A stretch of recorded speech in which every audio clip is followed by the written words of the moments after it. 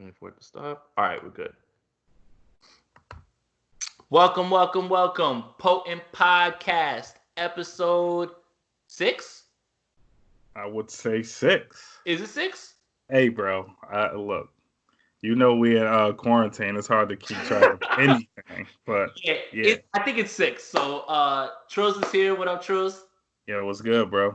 Hey, we got a guest today. My man Trills knows him too. You know, we've all met when we were doing our music and stuff together.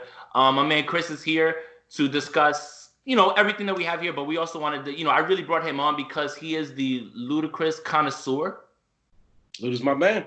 That's it. Yo, he's my man since before Fat Rabbit. I'm talking about Chris Lover. So let's get it. Yo, I'm gonna tell you right now. Yeah, when we get to the end, last night was fun. No, it's good. And like I just told you right before we started recording, like let's save the jokes. We got some stuff to talk about. So, but no, I'm happy to be here, man. It's always a good conversation, always good topics, and we're gonna touch on some crazy shit tonight. So let's get it. It's gonna be a crazy different perspective because we got a couple nicks over here, and I'm coming from a Pacer standpoint. Oh, here we go. So let's get it. Let's get it. Don't ever disrespect me again and call me a nick again like that. Anyway, so an interesting tweet came across yesterday, and if you can see, you're gonna be able to see on YouTube. Yes, this is me on a purple ass chair. Like I think this is what this is. This is mad purple, right? If I had a cat, I would be out here like plotting to take over the world. But an interesting tweet came across, for me and Trills. I immediately sent it to Trills because I thought it was interesting. So, if you had to introduce someone to hip hop, right? Someone who, let's say, someone from not this planet, right? Has no idea what hip hop is, and you're trying to introduce hip hop to that person. Try to narrow down 10 songs out of this beautiful culture that we have, and try to start there and get their interest. I'm gonna start with you, Trills. And then I've set the over-under for all three of us. 3 songs that we're all probably gonna wind up having together. Like we're all gonna have on the same list. It's probably possible. All right, so Trills, you can start. All right, so doesn't have to be in order. No. I didn't write them in an order like which one would be number 1 or none of that shit. But to me, I don't know. Hopefully this isn't like some buzzkill shit, right? But to me, Shook Ones Part 2 is necessary for me. Excellent. Okay. Nothing But a G Thing is necessary for me. Excellent. Kendrick Lamar's All Right is necessary to me. Holy shit. All right, stop right there. So interesting. I just told you before this that I have no Hove, and now I have no Kendrick now. I am so upset. Like, I'm just like, I can't believe I came up with this list, and I left both of those guys out. That song is going to be the song that is remembered the most from him. I don't give a fuck what anybody says. That's going to be the song that everyone remembers based on the time that's around that, based on the rallying cry, that we gonna be all right. People were using that during protests. Great fucking pick. Keep going. Yeah. It's funny. You mentioned you have no Kendrick, you have no Hove. I put You Don't Know in my list. Hove and my MOP? Well, not the MOP version. Just the regular. Not the remix. Just the original. The blueprint. Yeah. Okay. Yep. Okay. Just because that shit is wildly motivational. Like, Hove's bars are out of this world on that shit, though. Well, yeah, 100%. But I mean, you talk about that's probably one of the first times I heard. And Hove has been doing this his whole career, but specifically that song goes super hard in the motivational paint to me. Let me ask you guys this. Now that you brought that up, does he sell water to a whale or a well? I think it was meant to sound like both. Okay. Yeah. Double entendre. Exactly. I was just going to say, I think it was purposed that way. Okay. Keep going, Trills. Biggie Hypnotize is in my list. All right, so we have 0 so far. Me and you, we don't have it. I'm surprised. Keep going. Yeah, no, I'm not there either. A Children's Story is in my list. Slick That's Rick. excellent. And I like that. I really, really like that, honestly, because I feel like I got closer to the 80s on one of my picks, but it's still a 90s record. But I'm glad that you brought that up because that is a record that I think any person that is in hip hop should either one know every word to, or like you should be able to like spit that verbatim. You know. Yeah. Keep going. Electric Relaxation is in my list. We got one. We got one. There's your one. I knew it. I knew we were gonna have one at least. So keep going. Good one. DMX Slippin' is in my list. Okay. The problem with that is I always feel so bad while I'm listening to it. Like I'm just like, damn, I don't have my shit together at all. But I mean, like it's gonna be like a moment where everybody feels like, yo, I'm fucked up, and like my shit is all fucked up, and Right. DMX is one of those guys that really lets you know that he really is you. You are him. You guys are the same. Yeah. Keep going. Fuck the Police. Oh man. Yep. I get it.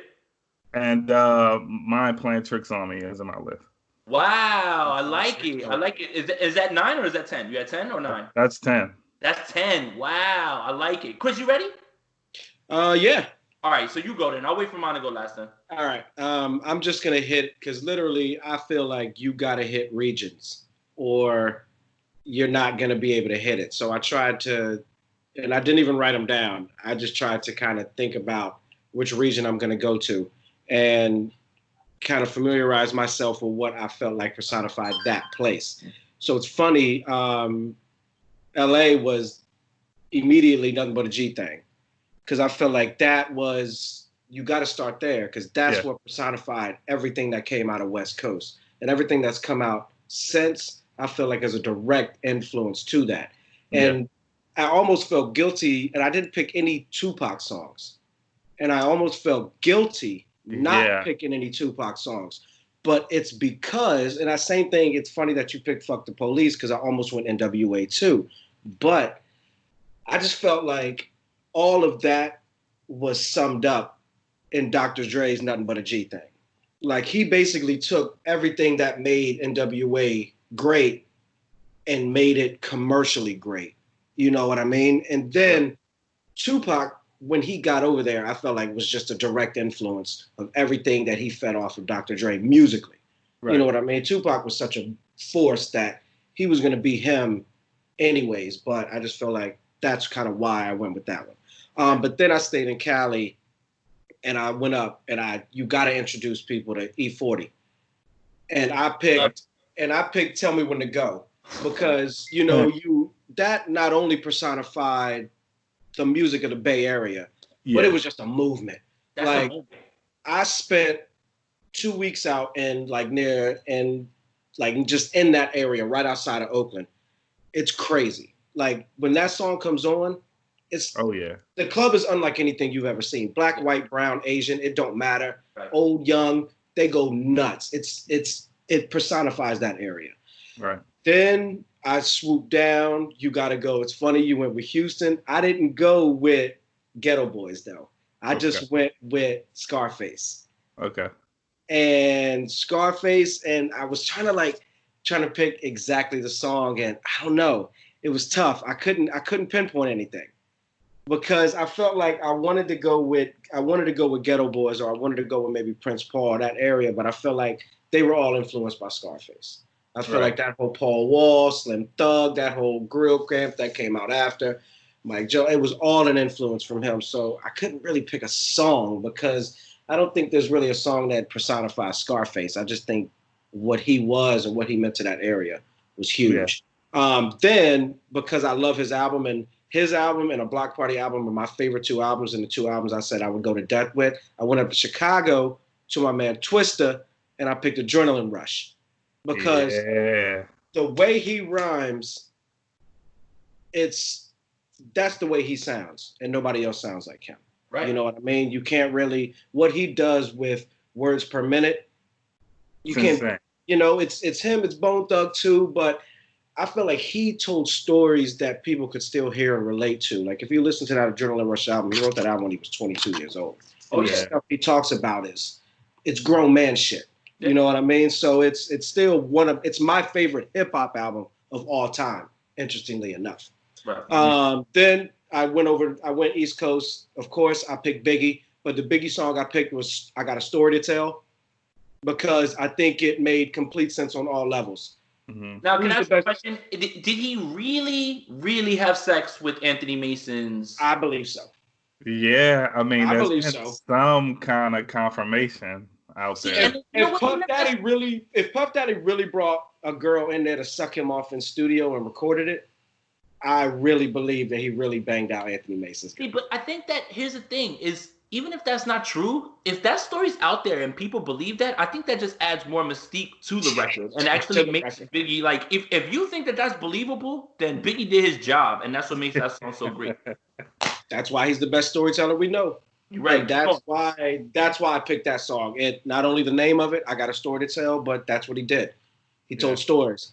Of course, I kept it there. I went with Nas. I almost went Mobb Deep, but I went with Nas. And I went with Nas. What's it called? I just had a brain freeze. If I Ruled the World. Okay. And the reason I picked If I Ruled the World over everything else is just because it showed, I think a lot of people didn't think that grimy hip hop could go that route. And the fact that he took it with an artist like Lauryn Hill and made a song that everybody could really relate to, I think put Nas on a completely different level. I think without that song, he doesn't get to that next level. Right. You know what I mean? Commercially. Right.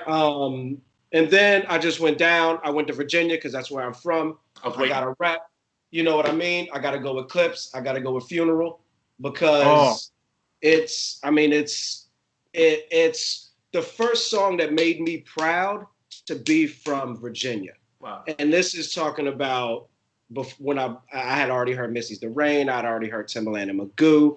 I'd already heard, I had heard area artists that just hadn't popped off yet. And then that song, I was just like, all right. That's something that this not the first time I heard that from the streets of Virginia, that people really felt like proud and like they arrived when Clips showed up. I mean, put it this way, when grinding became what it became, like everybody there knew it. Like we had already known they were coming. And we knew who the Neptunes were. Like we knew they were coming. We already knew the backstory with Teddy Riley. We already knew they were completely responsible for Rough Shaker. Like we knew all that down there. So we knew what they were capable of. So when grinding came out, we were like, okay, finally, here's our representation of hip hop and what we can bring to the table. Kind of like what Nelly did for St. Louis, kind of like what everybody kind of does for their area. Speaking of, then just to wrap it up quickly, my bad. You know I like to talk. I think I'm on 7? I got 3 more. Yeah. 2 in Atlanta. I gotta go with my man Luda because we're gonna touch on it later. And it's Fat Rabbit. It was. You didn't play that last night, right? Didn't play that last night. So he had that in the bag. All right, so save it. He had that in the bag. And Timbaland, and Timbaland was the one who set this up. I'm very surprised that he didn't hit just to be like, here you go, Tim. Because if he would have done that, what's Nelly gonna play?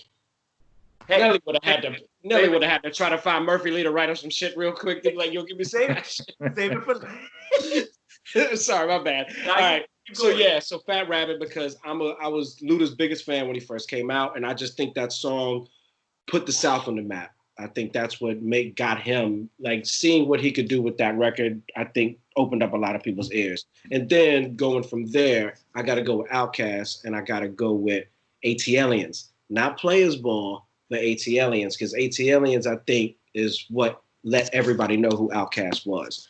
And you can't introduce hip hop without introducing, Outkast and everything they did for Southern rap. Period. There's no Southern rap without them. They're the best ever. I don't care what anybody else say, unless you talk to my last person, which is Luke. And I'm gonna have to introduce you to Luke because at the end of the day, that was a big part of hip hop. They were They were the first people to really put it on a federal scale. You got to remember that, you know what I mean? So that's something that's big for hip hop. And when I say Luke, I got to do Hoochie Mama. Yeah. Come on. Because it's what everybody knows. It's the song that really made Middle America cover their mouth. You know what I mean? And I think that wraps up the whole globe.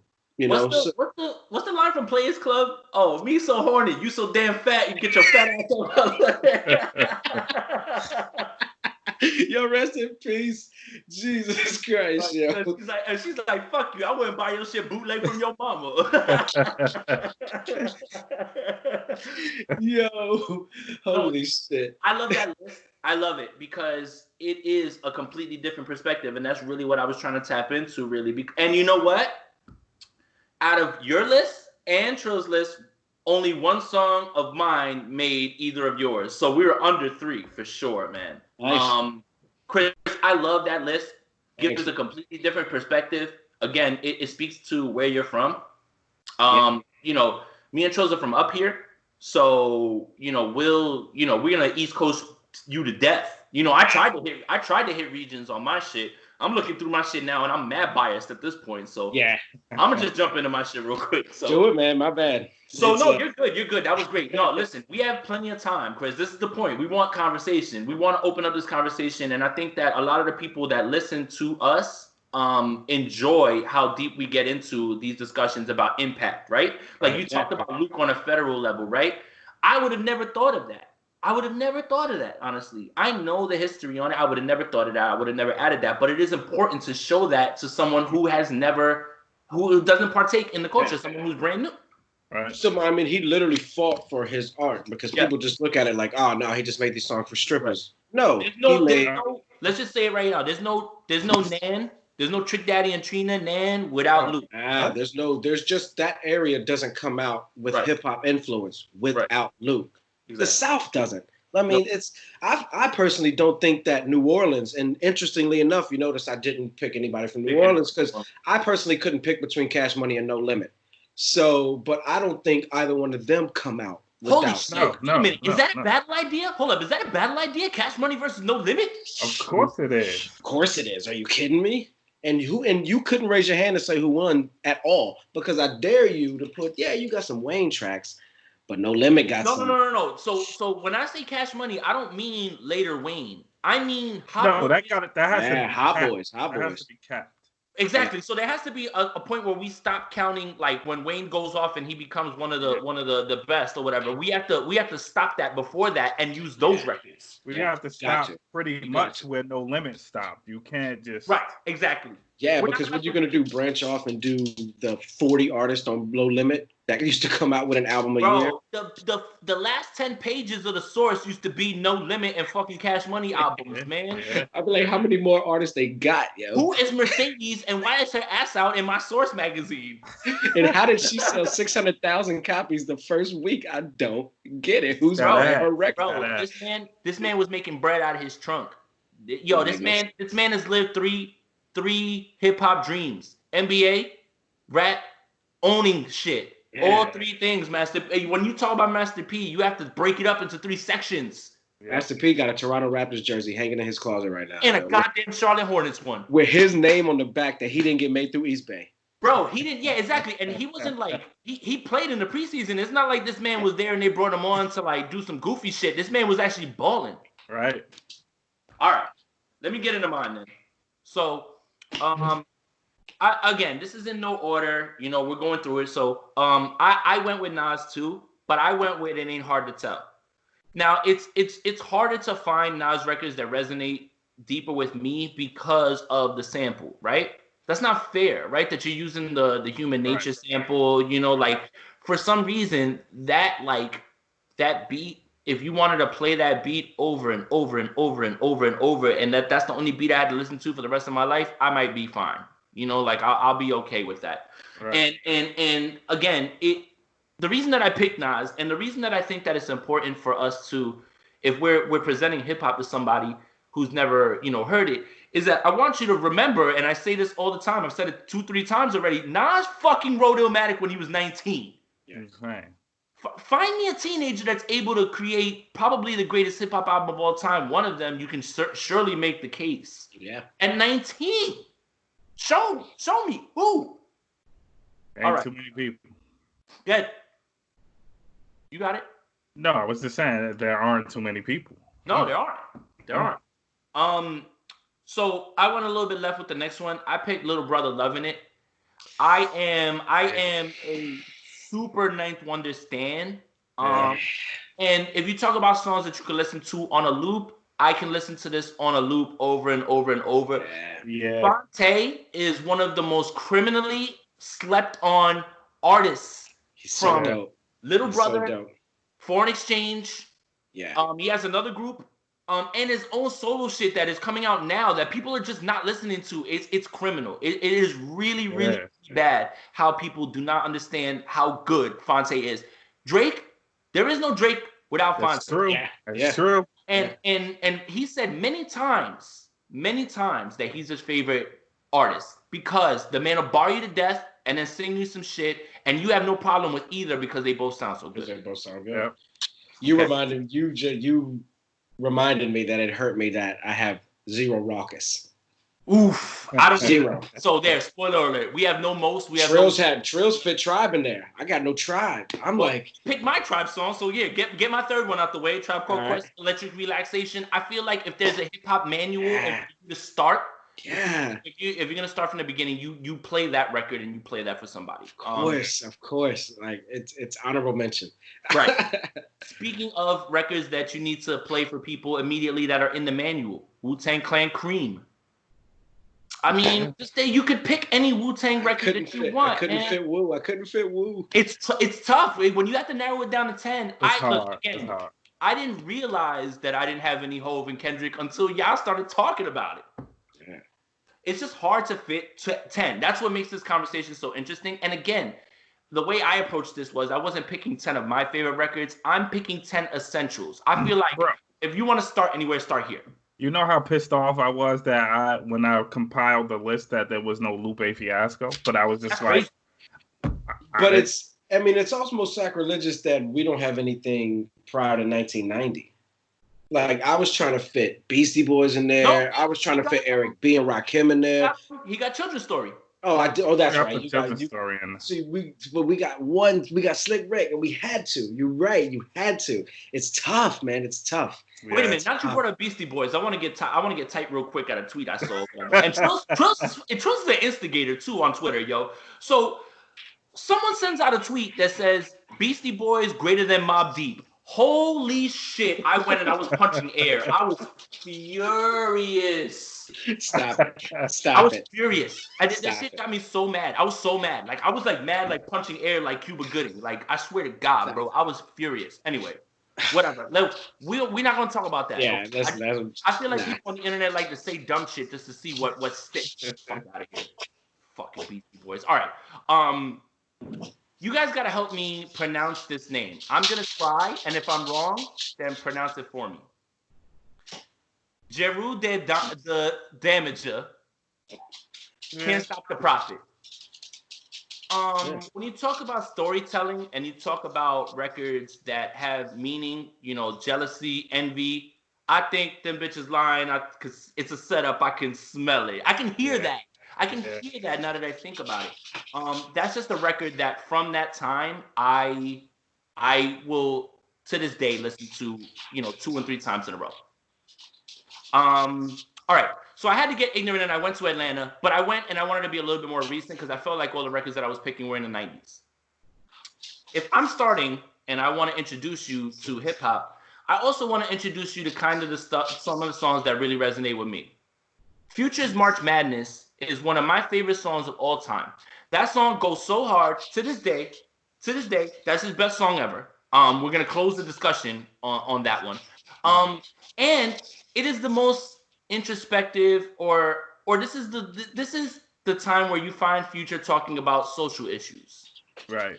One of the rare occasions, yeah. Shot that cop in the street, and look, just because he says it in a way that, like you may not understand it the whole way, he still was meaning to push that in there, and in a record that is talking about, dirty soda in the styrofoam. Okay, yeah, we get it, lean and all that stuff or whatever, but like, kill it, talking about kill a person in the street and it's tragic, like that type of stuff. But that song goes so fucking hard. Like, I'm sorry, that's a song that should be introduced. Okay, I'm gonna dip into my Dre and Snoop bag because you guys both use Nothing But a G Thing. I got Let Me Ride.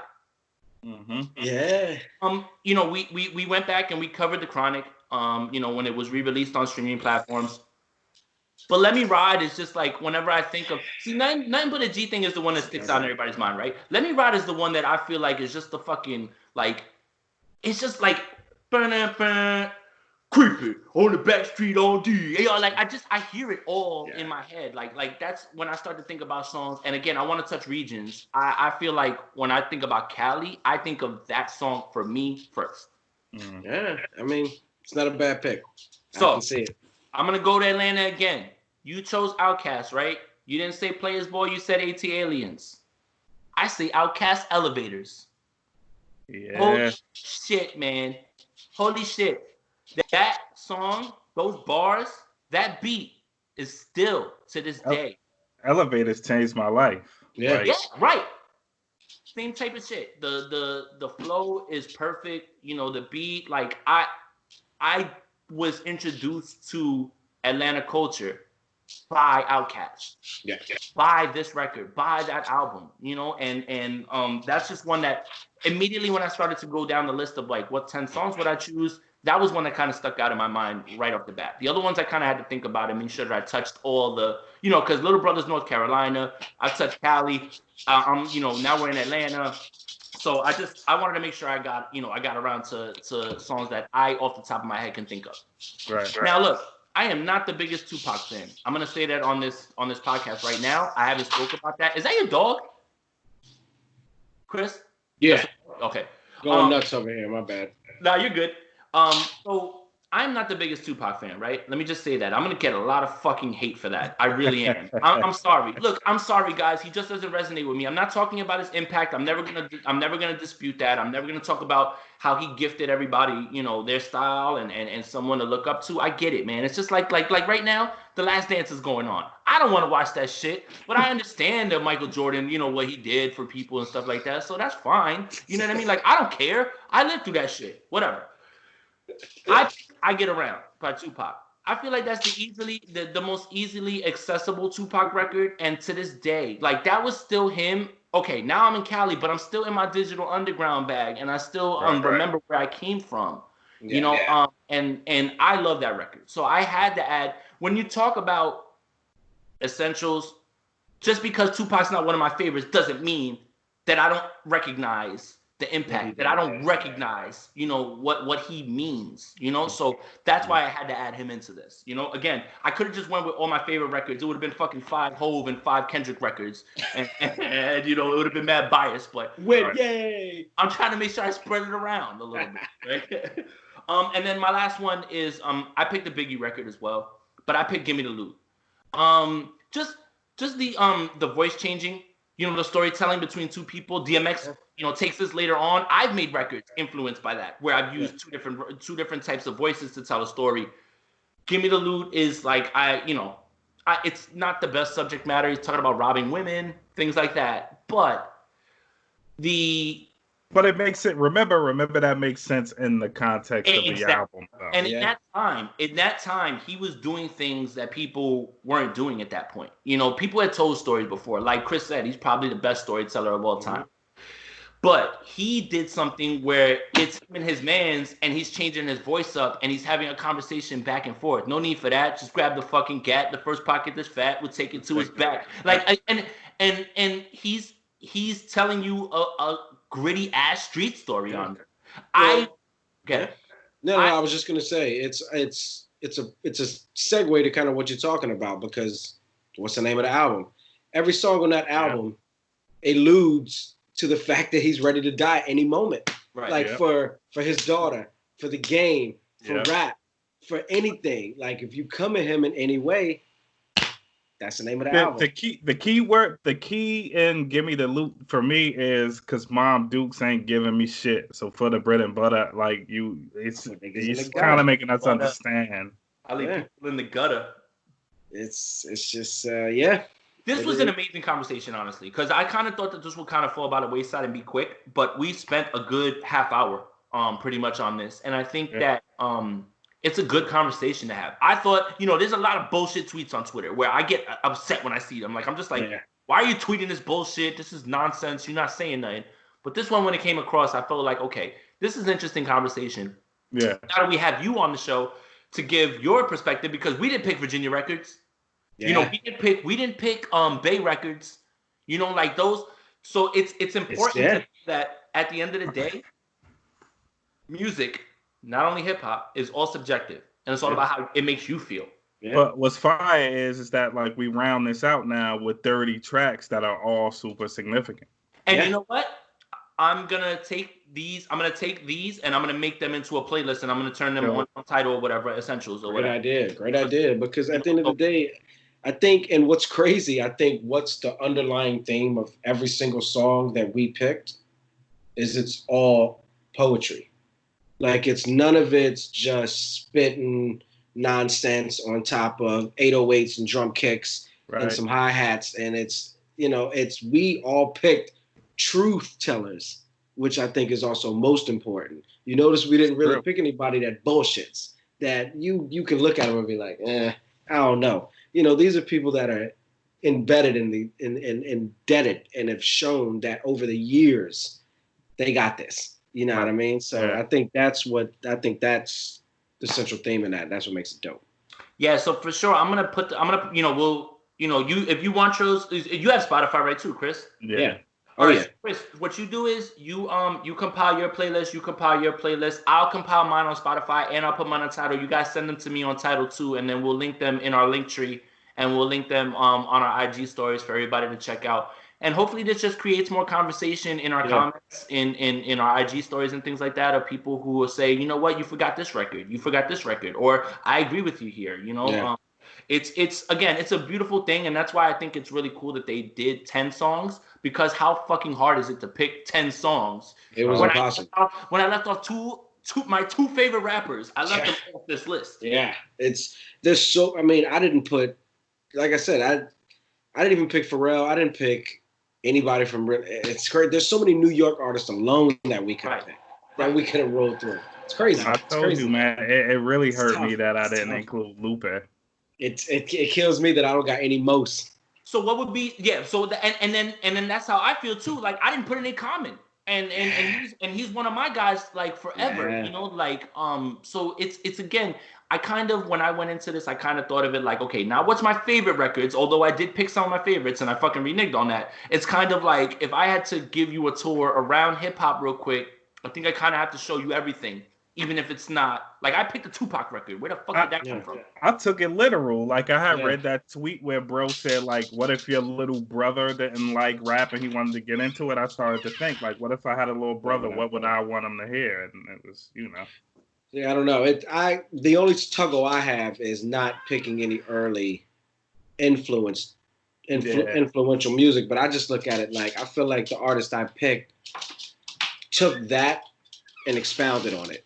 Right, you know what I mean? And so it's like I could show you the original copy, or I could show you the grand scale of that. You know what I mean? And I think that's kind of what led me away from picking like the African Bambatas and the KRS Ones, and you know what I mean, like almost made it for me. Grandmaster Flash and Furious 5, the message almost made it for me. Almost made it, right? Because it's like, how do you leave that off? It's the first thing to do what all these artists have now done, but it's like, yeah, I could do that, but it seems simple. I'd like to show them something a little bit more complex. Yeah, you know what I mean. Yeah, this is a great conversation, guys. We could have spent the whole episode fucking doing this. You know, we can keep it moving real quick because we got some other stuff to talk about. So, you know, usually we tell jokes before we get into like the music and all that shit or whatever. But like, I feel as you know, as a parent, that I feel like it's necessary that we at least speak about this because it is significant in the culture, and I think that there is a cultural issue with what we're about to talk about. So, if you guys aren't aware, Little Boozy, you know, on Instagram, you know, he has his lives where he does all these crazy things. He tells a story to somebody about talking about how his 12-year-old nephew or his son, right? He said his son, right? Yeah, his son. 12 years old, right? He said that he's paid women to come and perform sexual favors on his son to get him ready and get him going. Bro. Come on, man. Yo. Look, that's in there to just make it a laugh because this is a very serious conversation. Yeah, man. This is what I'm going to say, and I'm going to pass it to you guys. I don't want to get on a soapbox or anything like that. Had that been flipped and that man has said, my 12-year-old daughter, I've been bringing men in here to have sex with her and, do whatever it is to her to get her ready. Yeah. Yo, this man, would be arrested, right? So now I hear the Child Protective Services is involved in this or whatever.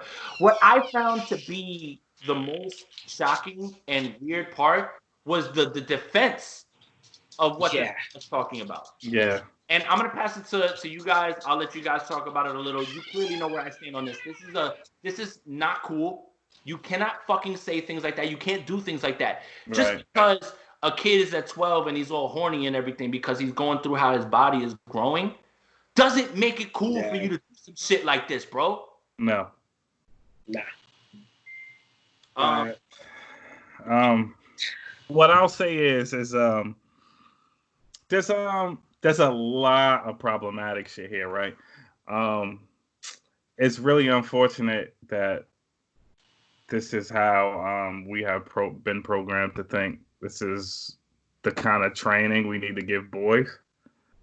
And it is also nice that that's kind of changing, right? Like if he had said this in the 90s, people probably would have not even cared at all, right? It was just like par for the course, right? Yeah. So at least that's changing now where people are really upset about this shit.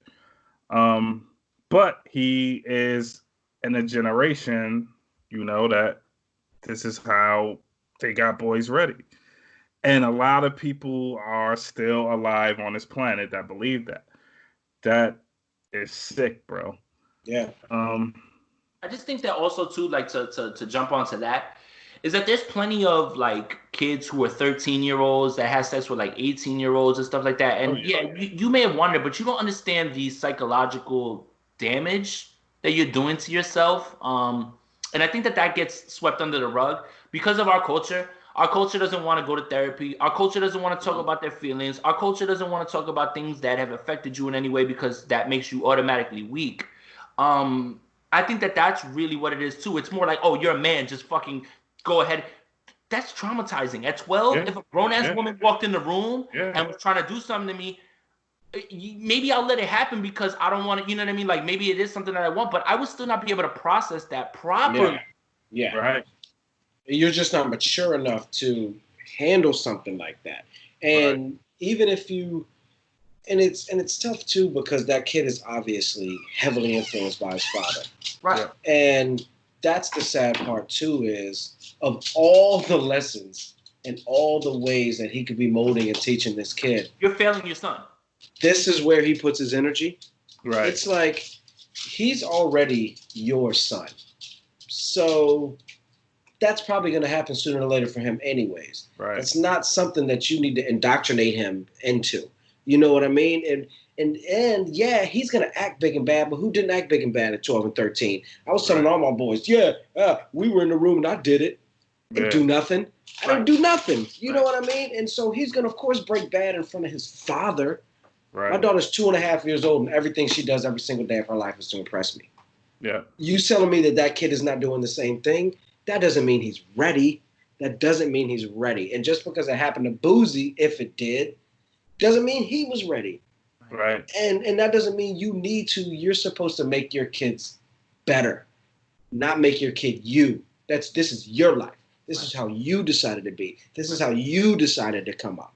Right. Maybe he don't want that. And even if he's telling you he does, he's 12. 12-year-olds, we all know, may think they know what the hell they're talking about, but they have no idea what they're talking about. You know what I mean? So it's just, or however old he is, he's too young to think rationally with something that's such a mature situation. And it's you're right. It's disappointing because they're basing it off a machismo thing. And it should be what this kid is ready for as a young man. You know what I mean? You know what I was doing at 12? What I was doing at 12 is I was listening to fucking hip hop. I would go play basketball and I would be all in on sports. Yeah. Bro. And if that does happen, doing at that time. And generally if it does happen at that age, even if that's where you're going, it's happening with somebody that you're exploring that with. You know what I mean? That's not something where a grown woman is coming in and taking advantage of a young boy. And you're right, Jay. If it was a grown man with a young girl, Look what happened to T.I. Oh yeah. Oh man, and honestly, that And kind of dude, changed the way I look. again. I mean, it's you can agree with it, you cannot agree with it. But look. There was hellstorm immediately. People looked at this, you like you said, and laughed at it. Yeah. Like it's just like and that's unfortunately, you're right, the way this country is, and It's commentary on I our feel culture. bad. I feel bad for this kid. It's commentary on our culture, though, for sure. But it's on the culture, of course, because it's like you're right. It's just weakness isn't accepted in this culture. And Yeah. at the end of the day, until that's okay. When I feel like what and I'm only getting to this point now that I'm at the age that I'm at 35, that I even think this way. So it's not like it's something that's easy. It's something that's embedded in you, and I feel like it's men overall, right? Men always have to be tough, right? Men always have to never show weakness, right? Yeah. I am starting to get into that mindset myself of like, if there's a problem, you need to fucking speak to someone, because that can be the reason that you drink too much. That can be the reason that you do things that you behave a certain way because of things that have happened to you. You can ruin this kid's life, and you think that you're doing him a favor. That he's not asking for that. There's a moment of honesty though. We're 3 adult men. We've been adults for a good amount of time. Yeah. Still, to this day, I can't pinpoint where it will come from, but there will be instances in our lives, probably still going forward, where we will express ourselves in a manner where a woman might respond with, "You're being too sensitive." Yeah. So it still exists. It still exists, absolutely. So it's just, it's hopefully at some point somebody grabs that kid and lets him know that there's options. Yeah. You know what I mean? Like, his whole MO shouldn't be to be his dad. Right. And then the other thing too, and then we can close it on this, because this is getting, pretty heavy. Like, I hope, I hope you haven't tuned out thinking, like, you talk about serious shit though sometimes too. And I felt the need now as a newer parent to speak about this, because I was so shocked immediately when I heard this. Our culture identifies with manipulating women as power. Right? Like, if a guy feels powerful because he's manipulating 2 and 3 women, on the side, and I feel like, when I was younger, I had that sort of same mentality, because I felt that if I wasn't able to, have women chasing after me or have women in then my self-worth goes down, right? Yeah. Like, I identified and I put so much stock into my own self-worth that I needed to make sure that I had 2 and 3 women behind me, like, even if I was in a relationship with somebody at the time or whatever, to like be talking to and like being able to hit whenever I could. And it was more, and that boils down to me more about insecurity for myself. I needed that sort of affirmation from 2 and 3 people that it tied into my self-worth. And that's across our culture. If you listen to the music, everything's about manipulate. R&B right now, there is no R&B. There's no R&B. R&B in the back in the day used to be about singing about a woman that you love. R&B was about fucking you and getting you out of the house, and then I'm gonna go fuck your friend on top of that, even though you did nothing to me. That is what I'm talking about, and that's the problem. That's the problem. It's deeper than Boozy. It's deeper than what's going on with his own family, because this shit is not just happening with him. Yeah, no. Right. All right. Let's talk about some other shit that's a little bit more fun, right? So my man Future dropped an album. She belongs to the streets. That's my favorite drop now. That's my favorite drop in the world. But matter of fact, she belongs to the streets.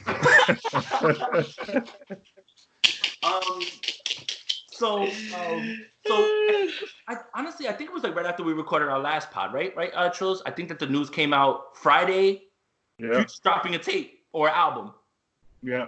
I go all the way up. Like, I'm just like, oh my God, perfect. In quarantine, this is exactly the toxic shit I need in my soul right now. I need this shit.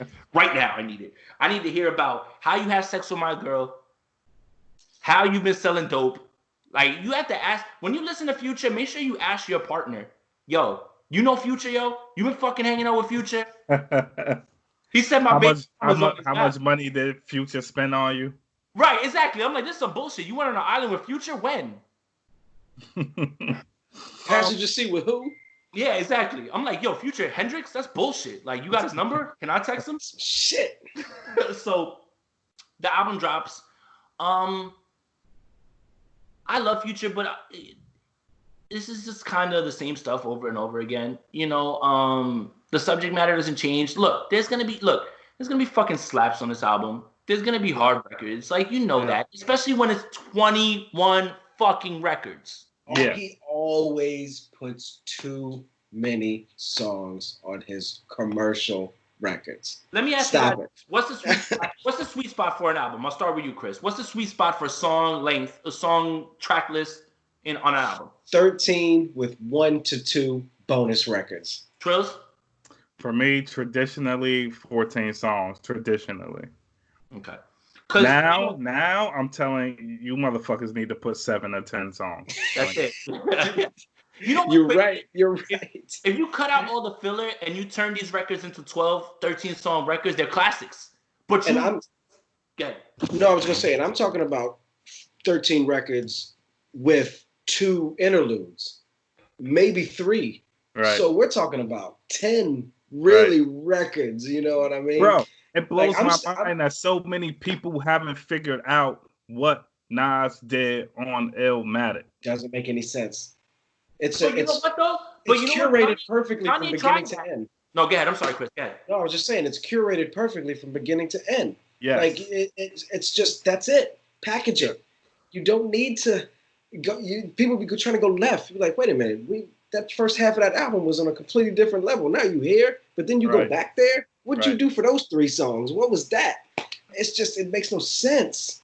It's like kind of tried that with that rollout of all the albums, the Push album, those, you know, like those little 7-song albums. Right. He had a good idea.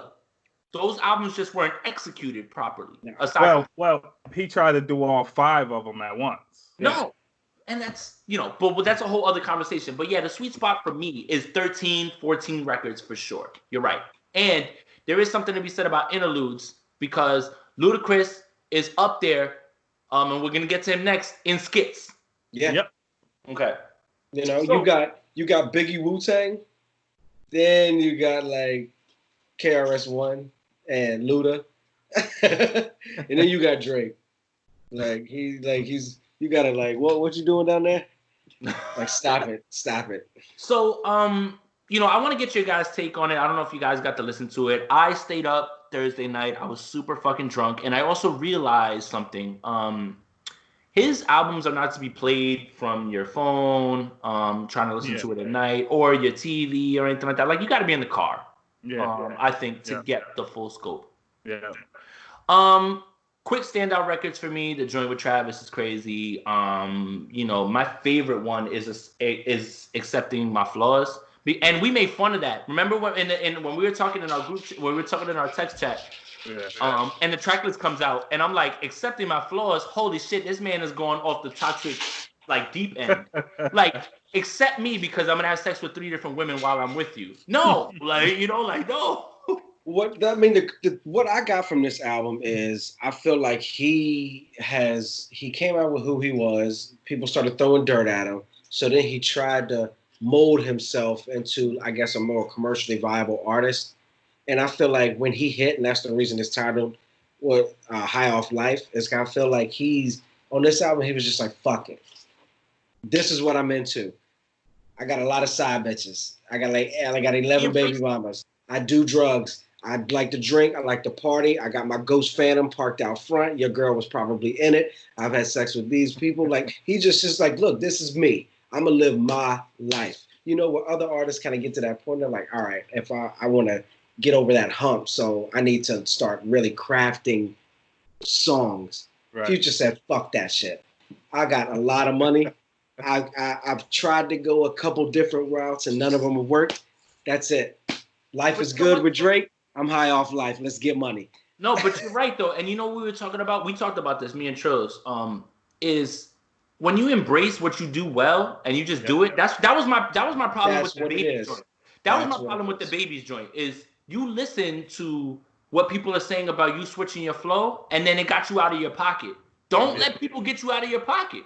Yeah. So if that's what you make, I know what to expect when this album drops. I knew exactly what I was getting into. Yeah. I wasn't getting storyteller Future. I wasn't getting introspective Future. I listened to this album for the ignorance. I'm sorry. I hate to put it like that, but that's what I went for it for. And it's good. You know, it's fine. But Trills, I'm interested to see what you have to say about it. Yeah. Everything y'all said pretty much sums it up. I think there are like some shining moments where like I get Future doing something slightly different, but still what we expect. And I think Strikers is that song. I think Too Comfortable is that song. I think Outer Space is that song. Yeah. Mm-hmm. There's some shit on this album. I yeah. also don't want to, you know, like get away from that. Yeah. While I say it sounds like all the same shit, I am applauding it for it being all the same shit. But he's got some shit on here, and it's gonna be far and away the #1 album this week. So did he win? He won. Always. I just wanted a Laurie bar on 100 Shooters with Miko. But wait, didn't he say? See, this is what's got me scared. I don't like In Love Future. I don't like In a Relationship and Committed Future. I don't like that shit. But I mean, it's like we want, we wanted Mary J. Blige to stay in a space where she was heartbroken and fucked up all the time, because that's where the slaps came from. I'll tell you what, if Lori Harvey breaks Future's heart, get ready for this fucking next album. Oh my god, bro. Oh my god. It's gonna be fucking terrible. That's gonna take it to the top. Future's brilliance. Well, Drake has some of that too. Is that they like get their feelings hurt and they say like the worst manipulative shit about women, but somehow they make it sound so good that women tweet those captions all fucking day. Future is wild toxic, bro. You can't say these things about women. You can't act the way that you've been acting. You know, but the women love it. They love it. Right. Because it's almost like it's every Instagram post. It's almost followed with the parenthesis, but I'm just doing this because I'm upset. And they're like, oh, he's like, I mean, I just fucked all these girls and I'm just acting wild like this because my heart was broken. And they like, oh, it's just because it's the old additive. We all been there. You know who you can do it to, and you do it to him. Right. If you can't do it to him, you don't do it to him. He knows who his fans are. So he gonna talk to him like he talks to him. He gonna give him that good talk. Hey, baby, hey, girl, hey, come get in the phantom. You know, I'm just upset. Come here, let me talk to you. Any woman who can think for herself, she gonna be like, nigga, shut the, like you tripping. Like, come on, man, you tripping out here. Like, but his fans, they gonna be like, oh, Future, you know, because his fans are dining. And he just walked in the club and they gotta go get that money. Yo, this man's I can't fuck with you. Hey, man. Yo, it is what it is. But that's what I was itself. trying to say. You're right. But that's the point I was trying to make. He's himself on this album. It is what it is. Again, the reason that he's able to be successful, the reason that the guys who stay around longer are the ones who are authentic. I believe you. Yes. I believe you. Yes. Look, and the only thing I don't believe you on is that there's no way you can be doing that amount of drugs. Again, do not fill a 1 liter up with Xanax. You will die. Please, like that's not how you do it. It's not funny. No. But people. But you know what else too? And this is what I'm gonna try to end this on. Remember when Juice passed?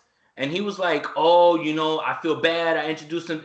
You ain't changed shit about your subject matter at all, bro. At all. Not that I'm telling you to, but don't make those statements about how you feel bad about what you said and how you showed him and then just continue to do the same shit, because that same 16-year-old that's listening to your shit right now is not caring now.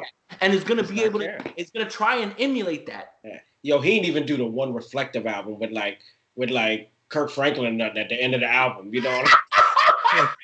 Like, you got to do like one, yo. Kirk Franklin got some demons too, man. That's my point. Oh, the porn, yeah. Yo, I'm just saying, but that's why I think they would link up. You would like, yo, Kirk, I need you on the album. That should go to show you that, like you said, that should go to show you right there that everybody got something. Everybody got something, man. Everybody got heat. Everybody got it. Yeah. All right. So I'll leave you with one more. She belongs to the streets. Let's move on. So We're at 55 minutes. I feel like this is gonna go a little bit longer, but fuck it. I'm having a blast. We're having good conversation. Let's get into to last night's battle, man. So when this battle came across, it was right after Erica and Jill, which right now stands to me as my favorite so far. You guys can second too. Second. Oh, I put it under. No, it's. I just had a brain freeze. Bass and Riley. I mean, I really like RZA and Preem. No, RZA and Preem. All right. RZA and Preem was my number one, and then I'll put them right behind, and then I'll put Teddy Riley and. Okay, so before we break down these rounds, before we break down the music, let's get our jokes off. Chris, go first, because you were texting me while this was happening. Go. I think the verbatim text was, how does man got dough and he got 50 over 50 Wi-Fi? What the fuck is that? Doesn't make any sense, yo. Yo, the funniest meme I saw today was they said Murphy Lee was on his roof messing with his antenna. Yo, it just doesn't make any sense to me. I'll tell you one thing that was confirmed, though. It was just confirmed last night that nobody on this planet loves Nelly or his music as much as Nelly. Right. Yo, how many artists know every bar he spit word for word? This nigga was playing unreleased shit. This nigga was playing shit that he just recorded like an hour before this podcast. Like he was playing shit like I'm like there was a couple times where you could see everybody's face like, wait a minute, what is this song? And Luda, it was just like, and Luda deserves the Oscar for supportive face. Yeah. Supportive. If there was ever a acting class of this is a look for the supportive face, Luda gave it last night for 2.5 hours straight. Because I don't know how Luda practiced that patience, man. Like it was bad. And Luda could have just it was like a big brother, little brother. He could have just beat him at any moment. Like any moment. And like we said before, if he would have played Fat Rabbit, it'd have been over. But Nelly kept taking the shirt off. No, so hold on. So all right, so let's get our jokes off first. Let's not even jump into the music yet, because we can get into a good discussion on these records. I can't. So what you said was absolutely right. That shit had me crying. I'm watching you Trills on Twitter or whatever. This man called him Nelly Riley, and he sent me the fucking. Somebody come look at this, like Yo, Nelly made the Sean Garrett mistake of getting too fucked up before the battle. Bro, look. Luda was lucid, clear-eyed, changed outfits, everything. He was gooch the whole time. Yeah. He had the setup behind him. Right, he was fine. He was lit. He started with the Dominique jersey. He switched into some other shit. He had the fro with the glasses, and people thought it was Tego Calderon. Like, he had. I mean, you could tell his set list was curated. He had his DJ right off camera, right here. Like he had everything ready. Nelly was going through old files on his phone. He was like he was going through unreleased masters. Like I think I heard him put a record on. I said, what the hell is happening right now? So Trills, go. Tell me your thoughts before we break down like these actual records. And before we break down the actual music. Like just get your jokes off, man. Man, I just want to know what rock was Nelly under. Like, has he watched any of these fucking battles ahead of time, bro? Like at least 3 of them have had Wi-Fi problems and connection problems. Like, and you see how the internet clowns that, and you didn't jump in front of that to make sure that happened. Why, bro? Get a range extender at the least. You know what gets me tight? You know what gets me real mad is people. When you read the comments, it's raining in St. Louis. What the fuck does that have to do with internet, bro? It is 2020. If rain is hurting your Wi-Fi, he's not in the middle of no hurricane, man. Nelly house is big. What is it? Nelly got a big house. Don't use the phone. It's a rainstorm. You gonna run my fucking light bill up. Yo, like it was Dish Network or some shit. What the fuck? That's what I'm saying. Like he got an antenna that's hanging off the top.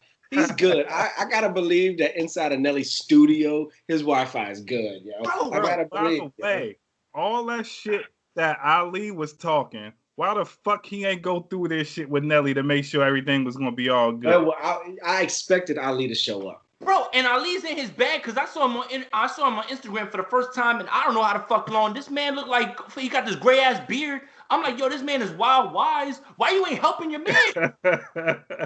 Ali was over there drinking a Bud Light, drunk, Talking about, looking like MJ. Luda been copying Nelly. Why you ain't show up for your man? Oh God, yo, and Luda again. Luda, bless his soul, yo. He was a gentleman and a scholar. Cause anybody else, oh man, they would have roasted Nelly, and Nelly might not have come back from this show.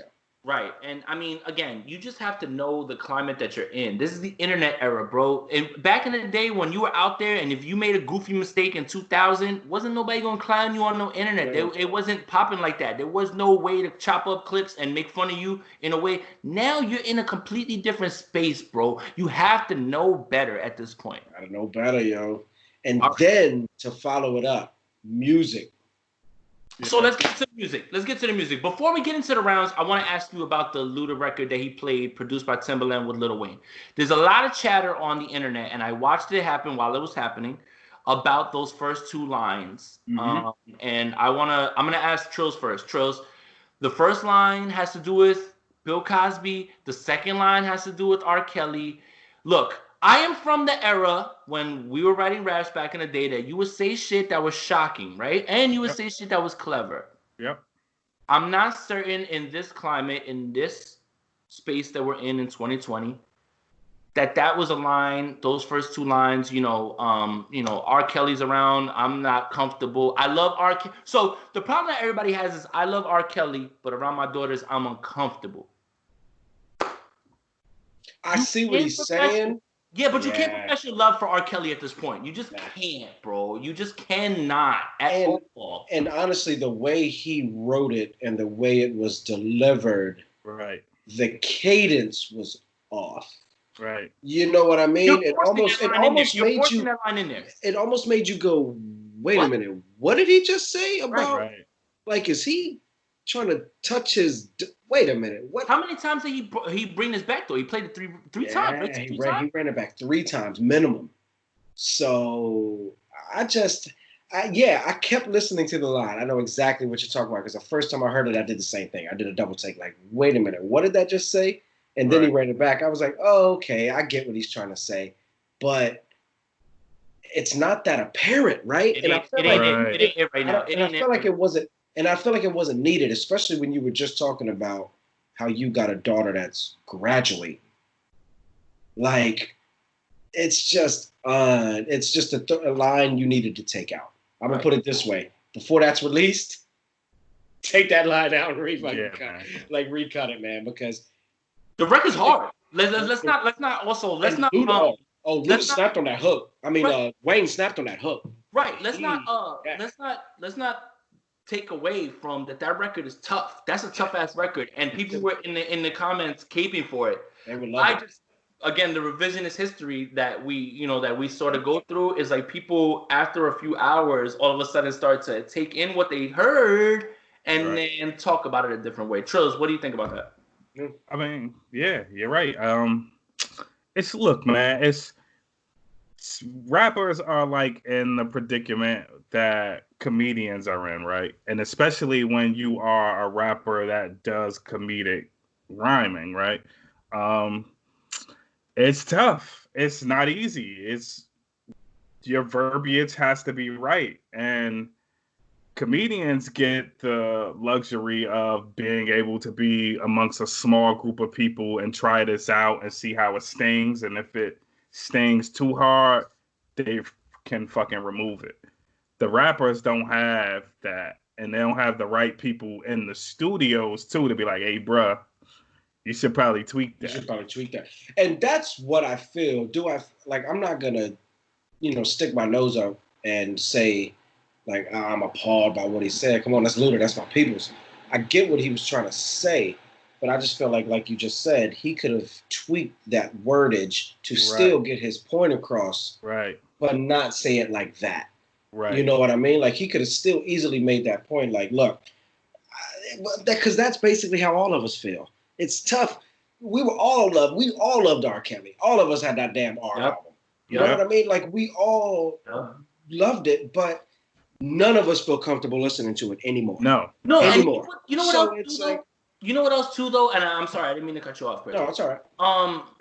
I had to like reflect back on myself on how I digested that music and how I turned a blind eye to something that was common fucking knowledge at that time. Blatant. Everybody knew. And Everybody made the jokes about him and Aaliyah.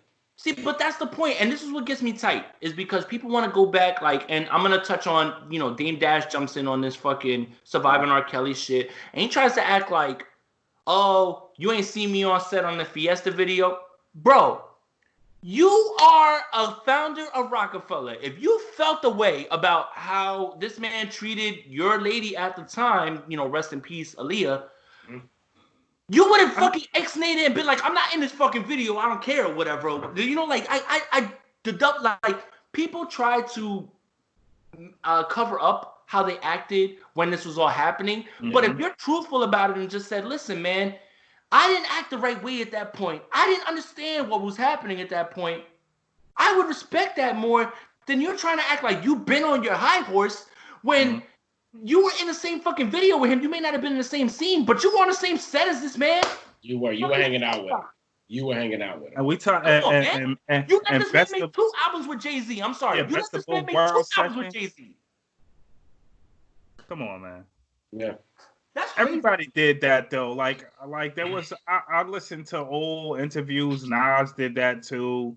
Like talking about people kicking it with R. Kelly, and everybody been around R. Kelly. But everybody, and you know the industry knew it, so it's just something where there was no internet to expose that shit back in the day. It was just a story that was going around ear to ear. That's what it is, and it's kind of alludes to, sadly, what you were just talking about in terms of Boozy. Right.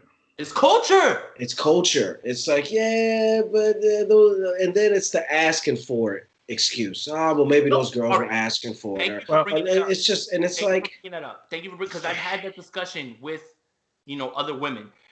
The younger girls, when that happens and they get you have fast ass, you fresh. Mm-hmm. No, you're not smart enough at that age to make the correct decision. Just like a 13-year-old, even though a 13-year-old girl may be mentally more mature than a 13-year-old boy, they're not an 18-year-old or even 25-year-old woman, or 25, even 18, there's or even that are in their prime now at 30. That like, don't have that don't have sense. Exactly. So I hate that like we're not like that. There's so many people not admitting the truth that we've all been complacent. I mean, not just men. Women have been complacent. Well, like, look at the two. Sorry, Trills, my bad. No, you could go. Go. No, I was going to say, but look at the two women who vehemently, like, supported him. Right. And swore up and down, no. And then now suddenly, when they realized, oh, yeah, he's really in prison, and his money really dried up. Right. Oh, now, no, he really did. He was really holding us president. Bro, it's just like, wait a minute, like, but a week ago, you had his back. You picked him up from prison. Right. But now, suddenly, now that you can't get anything from him, now you have been kidnapped. And he did manipulate you. There's a rich woman that no one can find because they're not trying to find her somewhere else that aided in all of Epstein's shit. Yeah. She was out. She's been out. Hold on.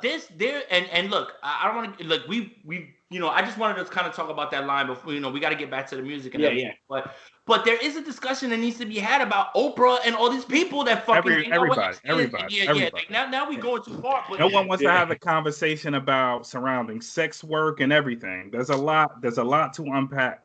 Yeah, for sure. Definitely. That's a whole other conversation. That's all right, so let's get to these rounds. So I'm gonna pull up what I have. If you guys can pull up, you know, maybe the Spotify one, because I'm not gonna front. While I am a title backer and supporter, shout out to Elliot because he be retweeting my shit and posting me on his Instagram. Wow. I unfortunately Tidal doesn't have all of the songs because maybe they're not accessible on that way or whatever. Like they had to like pull this makeshift Made You Look remix together from something else. So so I guess it was what Luda started first. Mm-hmm. Right.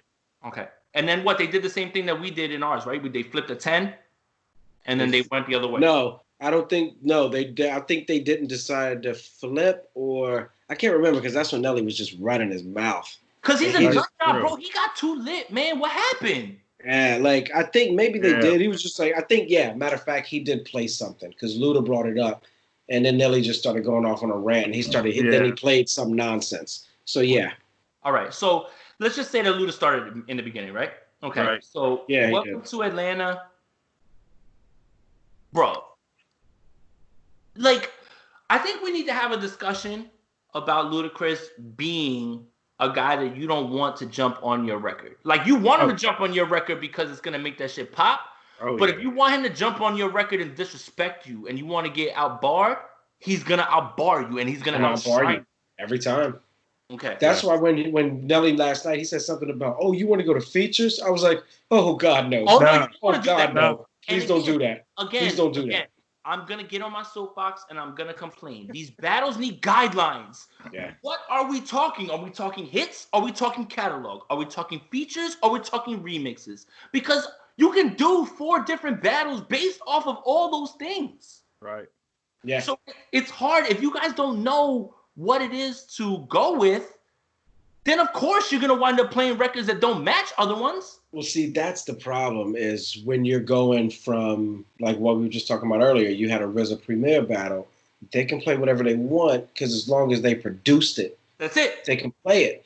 It's tough when you start getting into artists because how do you stop an artist? The problem with it is Luda did exactly what he was supposed to do. He played his part of the song.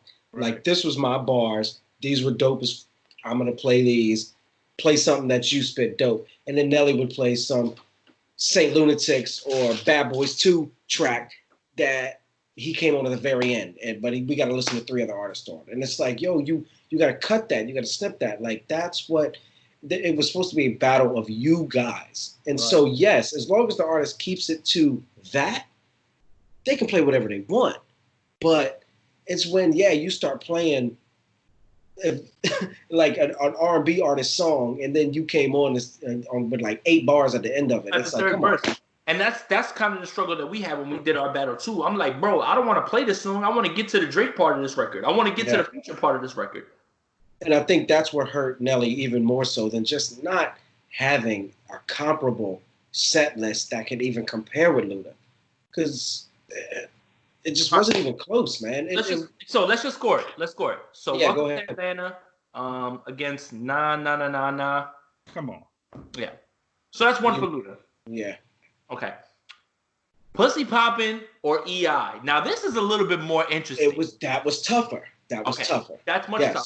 So in this regard, I'm gonna give my opinion first, and I'll let you guys talk. I give the edge to EI. EI is a bigger record than Pussy Poppin'. Pussy Poppin' is a BET Uncut classic. Classic. Right. Okay. But Right. I give in the spirit of the competition, in the spirit of what song could we play? If we played both those records, I guarantee you EI gets a bigger response. Jumps. Yeah. Okay. Yeah. Okay. So we got it, what, 1-1? 1-1. Okay. My Chick Bad versus Pimp Juice. I don't like Pimp Juice. I don't like that record. I don't necessarily like it either, but I don't feel better about My Chick Bad either. agreed. That's exactly what I was going to say. Okay, so so- I would actually give it. Explain. I'd give it to. If I was listening to those 2 songs back to back, I'd rather hear Pimp Juice. But explain, so My Chick Bad didn't resonate with you guys because you felt like what? Like that was just him at that point just trying to jump into Throwing a Luda record out there. and Nicki Minaj feature. And then Nicki you could Minaj tell- feature. and that was, I think that was the album that he was supposed to be doing with Shauna, and it didn't work out. And it didn't work out. Exactly. So those kind of feel like throwaway records, really. And those feel like records that he pulled together, like, okay, this song's done, this song's done, this song's Because done. I told Def Jam I was putting this album out with Shauna, it fell through, but I still got to put the album out. I got to put the album out. So you guys got it Pimp Juice over. Yeah. I You guys would. got it 2-1. Yeah. Okay. But unfortunately, This one's a little bit interesting for me, this next round. So one of my favorite Ludacris records is Ho. Sorry. Yeah. But it's the cleverness of the record. He's not just talking nonsense. It's the cleverness of the way that he's using this, okay? But it's against Flap Your Wings. and now you're talking about a Pharrell record. Okay, now now you have to remember the context of when this record came out, right? If you had a Neptune's joint around this time, it was it. You out of here. Yeah. Now, couple that with the fact that it's Nelly, and he just sold you 2 fucking albums that we Back to back. we all bought, Sweat and Suit. We both bought. They debuted number 1 and number 2. You goddamn right it did. Flap Your Wings is a better record to me because of just the hook. Drop down and get your eagle on, girl. Like I hear that, and I love that track. It brings me back to a club portion when, women would go nuts for this record. Yeah, I love that track. So, but again, when we talk about these battles, when we talk about these songs, stop putting records like this against this. Like, it's not. Right. Those aren't the same records. He hit with Ho, and you were like, "I'm gonna hit with Flap Your Wings." Nelly's so unbalanced. Mm-hmm. Nelly was too. Well, that's what his problem was. That's kind of why I made the curation comment that I made earlier. You could tell Nelly. I mean, Luda had a game plan. Nelly was just looking through the playlist, like, oh yeah, let me play that. That's that Sean Garrett shit. This man Sean Garrett was on fucking YouTube playing his own records. I'm like, bro, YouTube? You don't got your own shit in the stew? Don't make no sense. Don't make any sense. So in this regard, I give this one to Nelly. What do you guys think? I don't give it to Nelly. I see why. But you don't. If we were in the club, it goes up. But to me, Ho's a better record. Ho's a better record to me. See, I gotta pick "Flap Your Wings" just because I don't know. I like that record better. I just don't know any "Flap Your Wings" lyrics. I know the hook. Wait, I think I do. And then I busted loose something I touched you. Wrong song. Wait, that's the wrong song. What? That's hot in here. Yeah. I don't know "Flap Your Wings" lyrics, man. You may be swaying my thought here. I remember being in the club at that time, and I remember them playing that chorus and knocking the song out. They never played verses. But then at the same time, I've been in clubs. Ho, ho, use a ho. I said that use a ho. Like, and then just remember this. And this, I mean, I don't know who needs to hear this. If you're hearing this for the first time and this is something that you didn't know, Ludacris is the fucking far superior rapper. Far superior. Like, it doesn't even. It's not even close. Like, it's not even close. It's not even close. It's not even close. Yeah. Okay. Now, what Nelly had over Luda, and we all know this, is the bigger records. And I think that's kind of what I bought into in this round, is that one record was bigger, might not be better. Yeah. Right. That's what leaned me over, and that's why I took these early set, this 3-1 advantage that I got that Nelly has. And I equated it to Bubba Chuck against the Lakers. He got one win.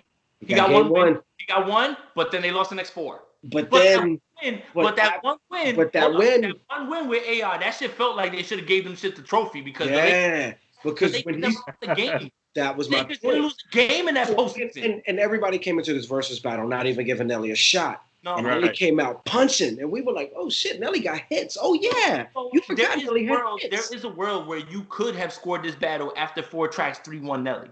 That's my point. Oh yeah, and I say this with a bit of bias, just as a side story, is I went out and visited friends of mine, my homeboy Sam, that you know, Jay, in St. Louis when Nelly and the St. Lunatics were on fire. And just like I was explaining with E40 in California, it's a movement. It's a moment. It's a moment. It's unlike anything you've ever seen. Like the way they reacted to St. Louis and the influence that camp had on all these other artists in St. Louis. Like there's underground St. Louis tracks that I just fell in love with. Like I could play you artists, you like, who the hell is that? This song goes in. You know what I mean? And there's underground Nelly songs that you never heard on the radio. And you like, why wouldn't he spit like this? Because Nelly was about making money. But there's something that needs to be said also, because I am a man of the culture. And whether I believe that Luda is better than Nelly, I also want to not give respect. I want to give respect to a guy who put his city on the fucking map. Nobody knows St. Louis because of anybody but Nelly. And that's important. The impact that you had, and you put a whole city on. And let's not get it fucked up. There's like hard shit on Country Grammar. Like, there is. There And is. that's my point. Exactly. So, anyways, but that's kind of what I wanted to give that respect to Nelly, to be like, yo, he's got hits. Like, this man sold over 30 million records. He is, like Luda said, one of a handful of people that went diamond. Yeah. Everybody had that country grammar record. Everybody. Yep. So, and it goes back to what we talked about. Look, Jay-Z's the greatest, right? The greatest, but there's years when 50 Cent was the best, Nelly was the best, Eminem was the best. It's just that Jay outlasted all these guys. And that's what I think. That's what I think with Luda. He's just outlasted Nelly. And plus, what was very apparent last night as we got through that verses is there was never any growth with Nelly. I heard a few people say it. He sounded the same from Country Grammar to that new shit he was playing. And there was never, he didn't talk about anything different. He didn't try to change his style, his voice, nothing. Every track he was on, he sounded exactly like he sounded. And that's what I think has hurt Nelly now. Because people don't want to hear that 2000s. Right. You know what I mean? But anyway, sorry, Joe. No, you're good, man. Listen, don't apologize. This conversation, it don't matter. I want to have good conversation, and I'm not going to do it at the expense of just cutting people off. Like, if we have a point, let's just make it. So we'll move on to the next round. Saturday, come on, man. Yeah. Come on, man. Can't beat that record, man. Everybody loves that track. Yeah. And look. Nelly hit back with a good response. Ride With Me is something it's a good song. Is, it is. It ain't EI though. No, but and it's not Saturday either. Not Saturday. No. Everybody loves Saturday, yeah. Yes, man. Yeah, man. Yes, man. My mama can dance to Saturday. Yep. Like, bro, but you have to understand that Ludacris was. This is why I want to make sure that I give flowers. Like, I want to give all the respect to Nelly, but I want to make sure that Ludacris gets his flowers right now, so you understand. Yeah. You can make comedic records and still bar people to fuck to death, and that's what he did all over these records. And Saturday, he did the same shit. The flow, the cadence, all those things that he did it. See, here's the thing about concepts, and when you're writing these records, right? He knew I'm gonna use whip on flash, body just. Pass, seen a fat old ass. Like, he used all that. Yeah. This is what I was saying to somebody. It's criminally underrated how immaculately Ludacris constructs rhymes. Yes. Perfect. Keep going. Yeah. It's just unbelievable. The rhyme schemes are unbelievable, man. It's a rhyme here and it's a rhyme here, and the rhymes follow. This connects here, and it's intertwined the way Biggie intertwined lyrics. It's mind blowing. It shouldn't, because he doesn't stay on bar. Like, he'll go in the middle of bars. Right. He'll speed up his repetition, like he's speeding up the repetition on a machine, but the cadence will say it's crazy. You're right. And yeah, you're absolutely right. No, look, listen, I think that I already knew that Ludacris was one of the guys that I held near and dear to my heart, because I caped for this man in high school. Like, and we should just go to the next record, because I feel like he won that one. That Ride With Me record is big. Maybe that Ride With Me record is more commercially successful, but I am not about to give him the win over that Saturday record. Yeah. There's something fun, energetic, and different about the way Ludacris used to present these records to us. With the big ass heads in the videos and stuff like that, and roll out. Like, there's different, like this. There's something that needs to be said. Ludacris should be in anybody's top 10 when you really start to think about like the level of artistry. Yeah. Yep. Well, and it makes sense too. And as much as he doesn't want to admit it at all to this day, there's no 2 Chainz without Luda. No. He learned everything as Titty Boy, everything from Luda. But he's from DTP. Remember, That's my point. And, they had because Luda just wouldn't push him.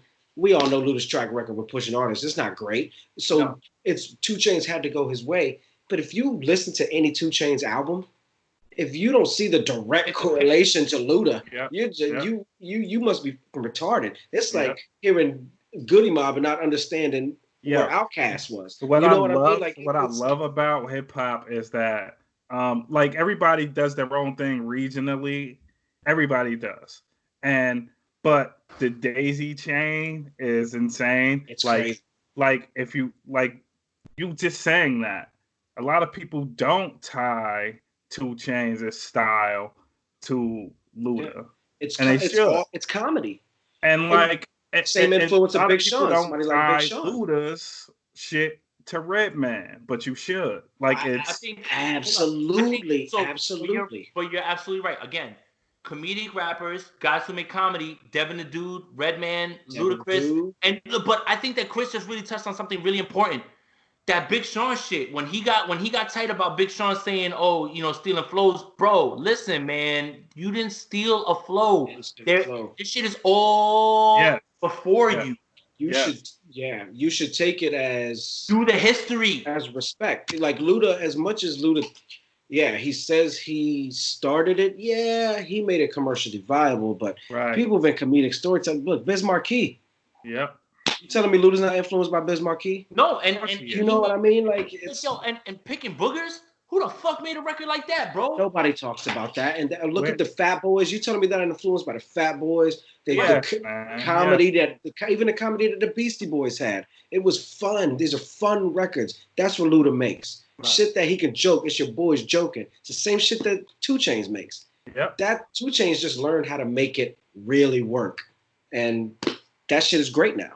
He's one of the best. Pocket. Yeah, and it's you're right. But anyway, sorry. All right, so this next round, this is the most important round to me. This is the most important round to me because these records came out literally back to back, right? So Luda gets into What's Your Fantasy Bag. Mm-hmm. Okay. Nelly hits back with Country Grammar. Mm-hmm. Literally, these records came out like back to back. You know why I remember? You know why I remember? And I'm biased. You already know who I'm about to tell you got this win. I used to argue with people in high school when we used to have these discussions in lunchroom, whatever. What's Your Fantasy is a fucking better record than Country Grammar. And I love that record way more than Country Grammar. I am not here to downplay the impact of Country Grammar. I am not here to downplay how successful that record was. When I listened to those 2 records on my own accord, on my own way of listening to records and thinking what's better, What's Your Fantasy? This man floated all over this fucking song. Floated. At this point in 2020, I can look at these records and listen to them and still understand that you are ahead of your time. You are barring people to death in a way that even still, this is a girl record, but this man don't miss a bar. This man does not miss any part of his cadence. He doesn't slip. He doesn't stop. He's trying to rap on a record that is a commercial record. Country Grammar is a hook from a fucking kid's rhyme. I understand. The commercial success will never be disputed. Country Grammar is a much bigger song. What is the more quality song? I gotta give the nod to What's Your Fantasy right now. Like, if you play both those records right now, you're going to get a similar response. And I guess it depends on how you feel about the artist, how you feel about that song. Yeah. But these were the 2 records that I wanted to see lined up against each other. Right. For the first time, they nailed it, right? In this battle. Right. I will always give the nod to What's Your Fantasy. Yeah. I can see the video right now. I can fucking hear the bars are disgusting. The hook is stupid. It's just, that's, you know what? If we were fucking 50, let's say I was 50, right? And we went to a wedding. And, later on down the line, like I'm 35, 15 years from now, right? They play What's Your Fantasy on a day. How many old ass 50-year-old women, men would go bonkers over this record? Bro, let me tell you how biased I am about this. Unfortunately, I have on the 5th, I'll release a song that I wrote because of What's Your Fantasy. Let's go. Bro, for 3 verses to do scenario after scenario after scenario after scenario, and all of them worked. Hold on. He had sex in the Georgia Dome on the 50-yard line while the Falcons were kicking for 3. Hold up. So just let's unpack that. Let's just pull that apart real quick. So the Falcons are playing football, kicking middle of a televised football game, and you are having sex on the 50-yard line. I don't know what to say, man. There's no. Here's the problem. And remember, I am a purist. When we get down to the bars and we get down to it all, I love the culture. I understand songs. But why don't I have any memorable rhymes from Country Grammar that I can remember off the top of my head? Just like, what's your fantasy? My memorable line is slamming niggas like Onyx, but is it comparable? You know, and like I said, I wrote a song because of this song, and it's not as good. And this is what I'm saying. It's like people are chasing the things that these people did, bro. Yeah. This shit's insane. And you can argue that Girls, Girls, Girls might have been written because of this song, just based on conceptually the scenarios over and over and over. You're not wrong. Brilliant. It's brilliant. I agree. It's brilliant. It's just, I mean, looking from what we were just talking about. Flap Your Wings.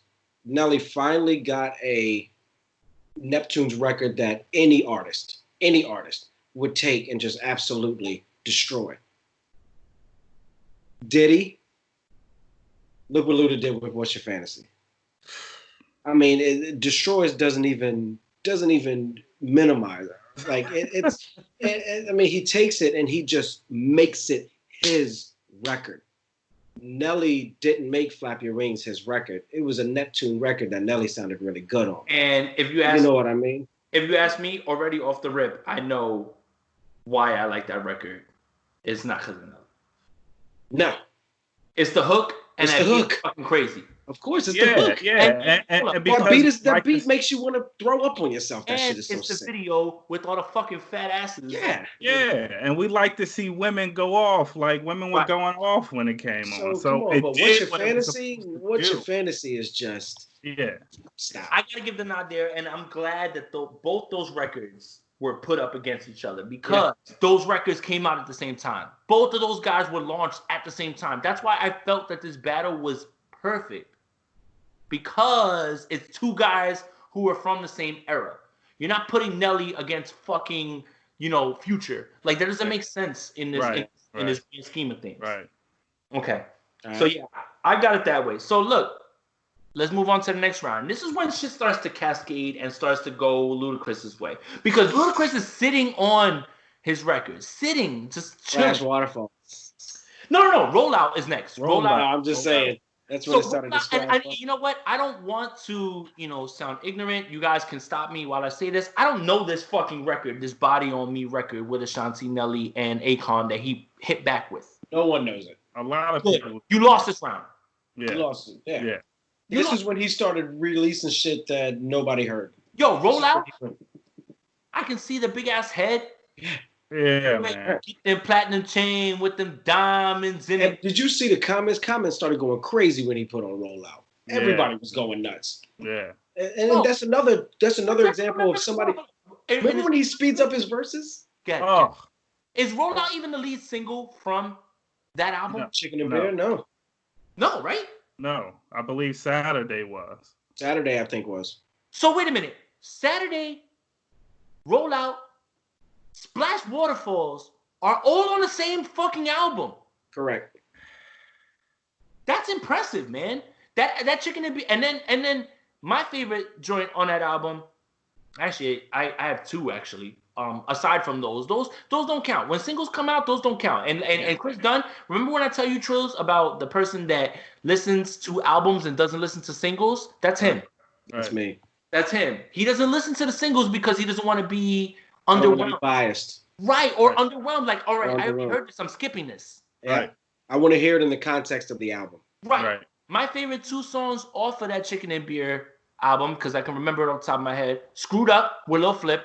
I fucking love that song. I don't know what Screwed it is. Off the Game on this, good one. And Hip Hop Quotables. Yeah. Hi, my name's Ludacris. I'm high as giraffe pussy. Yo, come on, man. Like you already off the bat is talking some shit on there. And I'm close enough to the edge that you people come push me. Like Ludacris has too much. And this is what I thought going into it. And it just, again, what did we say last week when we were talking about it, Trills? People are about to learn some shit that either one didn't know or didn't recognize at the time about Ludacris. And this is what I thought this battle did. Okay. So Rollout wins. Okay, let's move on. Splash Waterfalls. Splash wins. Come on, man. Come on. Look, and you know what's crazy? When he hit back with that Jaheim record, I was like, oh shit, you know what? Low-key, I like this record. My Place is a good song. And look, Yeah. Jaheim's a Jersey dude, you know, and I bought Ghetto Love. Everybody did. There's records on that shit that are still incredible. Everybody feels very bad about Jaheim right now. Right. Yeah. Look, again, revisionist history. Just because you want to look at somebody how they look now does not diminish what they did. No. Shit was out. So look, that's a good record. That's a good record. I forgot he had that. And when he played it, I was like, oh shit. I was like, this is cool. You still lose. Yeah. Splash Waterfalls is just, again, the structure, the cadence, the flow, the hook, the sample. The sample. Ninth Wonder was amazing. Ninth Wonder used it again for Kendrick, right? And I remember them asking him about why did you use. He says, if I'm going to flip a record that has already been used in that way, I need to flip it to a point where it's better than it was the other one. Now, whether you think Duckworth is a better... It's dope, though. It's dope. No, but it's a different record. If you want to think that Duckworth is better than Splash Waterfalls, I'm not going to fight you on that. Because the better rapper between Kendrick Lamar and Ludacris...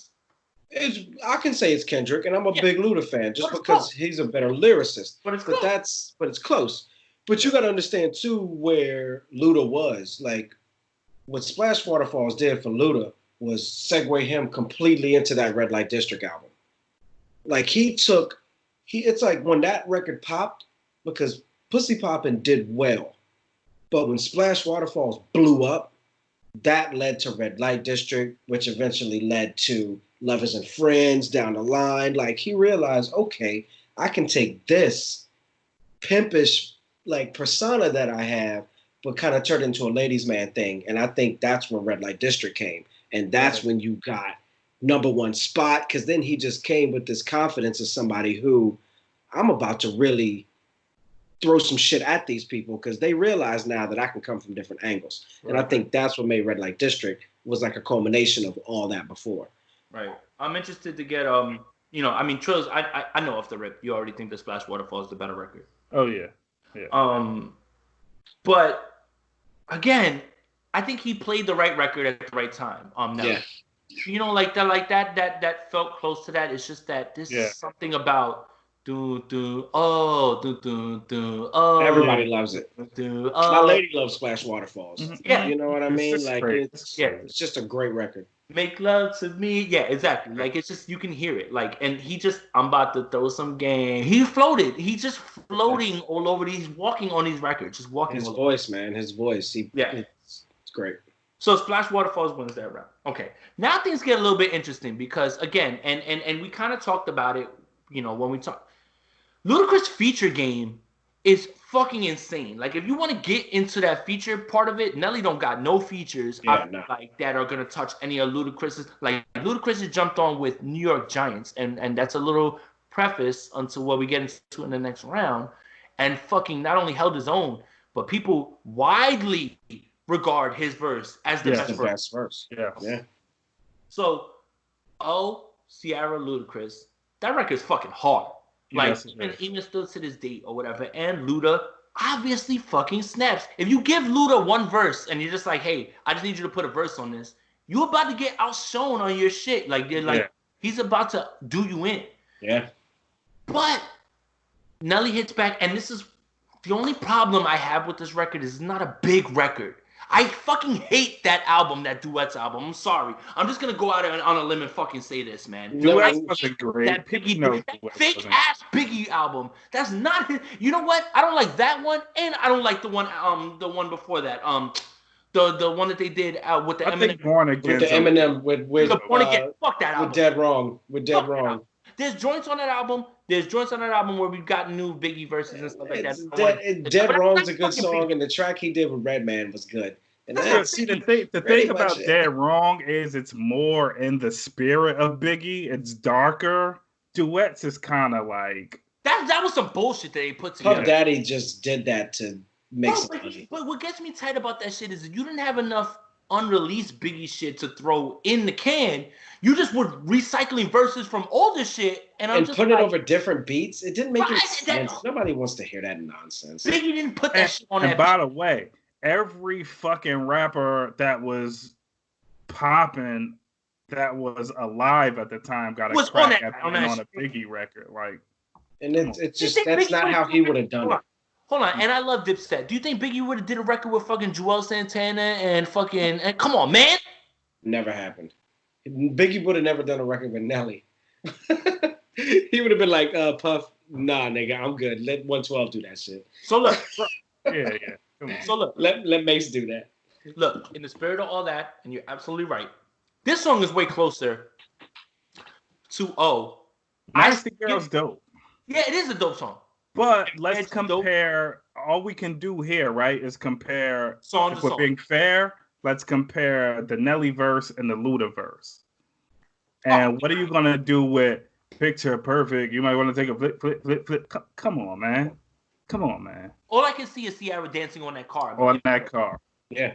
And Luda just, I mean, absolutely destroying those bars. How many times we gonna talk about him floating, bro? Like he walks on shit, bro. It So- just doesn't make sense. I got it at the same way. Look, like, we're getting into a landslide at this point. Yeah, now. I told Now you. we're getting to a point where it's stop the fight. Stop Right? the fight. Throw in the towel. Now stop the fight with this next round. Made you look? Stop it. I don't give a fuck what you have and you want to throw on that shit. I have footage and I've seen it with my own eyes of Ludacris walking into the tunnel while Nas and Jadakiss are on the stage with him. Him rapping his verse and the crowd going crazier for his verse than Nas and Jadakiss, who are from New York. And Jay. you get stabbed in the tunnel, by the way. Yo, Jay, remember the energy in that crowd when we saw Luda. that's what and this is something that I explained too. So Trills, a little bit of backstory on this. When Release Therapy came out, Release Therapy, yeah. before Release Therapy came out, it was about 2 weeks, right? Mhm. Chris entered some sort of. We lived together at the time. We were roommates. Yeah. He entered some sweepstakes with Def Jam. He won 2 tickets to go to a concert, like in a ballroom, like an album release thing, like private concert with Luda. Right. Yo, this man. So what's crazy is, and I remember this verbatim, and this is like Chris. This is why I had to bring you on because I remember this is one of those shows that I've been to that is like burned in my brain. Yeah, never forget it. So Luda is playing War with God and all these records. I heard these records 3 weeks before we went there. You know why? Chris was a serial bootlegger at that point, and he used to have everything. Bro, I everything. heard War with God, and even after he performs the song, he's like, "How the fuck y'all know this song, yo?" Like he looked at everybody, was like, "How y'all know this song?" I'm spitting all the lyrics out, And Chris, word for word. let me not understate the point. Chris is a Ludacris stan. From the I'm telling you, I had back for the first time when it was still called Incognito. Exactly. Like I was listening to underground Timberland tapes. Like, who's that? Like, who's that person? Right. And it was. I mean, I fell in love with Luda's, just his lyricism and his talent for bringing the story to screen immediately. He was he just blew my mind, and his hustle. Here's my here's the thing about Made You Look, right? I can hear Jada, the remix with me up on it. I copped your ship. Now we break weed up on it. But I hear I'm from the school of hard knocks, flips and flows. Yeah, like yo, just this. You know what it is though? The man never changed his style to be on an East Coast record. Like I don't think that Nas, when he brought him on this record, wanted him to change any of that. And he still, for some reason, is the most memorable verse on that. With more shit on the streets than evicted tenants. Yo, come on, man. Like, come on. Like, listen to that line. Listen to that line and think about that right now and how smart that is. How smart that is, really. Like, and you're on a record with like two New York gods, both of them, Jadakiss and Nas. Bro. Jadakiss and Nas can walk anywhere in New York and hold their head up high. Yeah. Bro, students of the game, students of rap will always be fine when it comes to rapping. Luda never has to fucking change anything, no matter who the fuck he gets on a song with. Right. And Luda could have been from any fucking region. He just so happened to be from Atlanta. The man was just fucking better at putting his shit together than a lot of people. And this is the argument that I used to get into people with all the time. And remember, in the beginning of when I got into hip hop was just like East Coast biased. I used to argue with people all the time. This man will bar anybody that you want to death. Like let's put anybody up, and I want to see what Luda could do because he can do that. He's that capable. Yep. One of Luda's best tracks ever is Jay, you may remember this. It's a freestyle that he has on Word of Mouth with 4 Eyes. Oh, what? Doo-doo. Doo-doo. Yeah. No, listen to but here's that the thing. freestyle. And this is what the problem was. I'm sorry, I didn't mean to cut you off, Chris, and I'm getting a little hyped. This is the problem that I had with a lot of people that I used to have arguments with. Oh, Atlanta's not about hip hop. Fuck you talking about? You got man beatboxing or whatever, and you got this man spitting bars. Hip hop is not regional, okay? You don't understand that, and that's what got me tight about it. Yeah. I make niggas eat dirt and fart. Yo, we ran that back a million times, bro. Yo, you gotta remember shit. The pussies are us. What you talking about, bro? Crazy. I love that you knew it. I love that you guys know it. Yes, of course you knew it. Yo, again, when I went into the battle and I saw Ludacris versus Nelly, I'm like, Nelly don't stand a fucking chance. He doesn't stand a chance. I said it. I was like, yo, they're crazy. This is not fair. This isn't even fair, yo. Luda can beat him on his features alone. So look, I want you guys to help me with this one because again, Tidal I think is like missing this next round because what I have right now is I have 1,000 Stacks by Nelly. Right. And what was the record that Luda played in response? They Know remix. Yeah, They Know remix. Shorty Low. You lost. Yep. You know what else? That Luda did is he paid homage to a guy who that song is his biggest song in Atlanta. Yep. Okay. Yep. So unfortunately, I have to let you know that Tidal doesn't have the They Know remix on there. Unfortunately. So, but that's not even close. That really is not even close. That record, I can do the dance immediately when you hear the beat. You hear the horns immediately.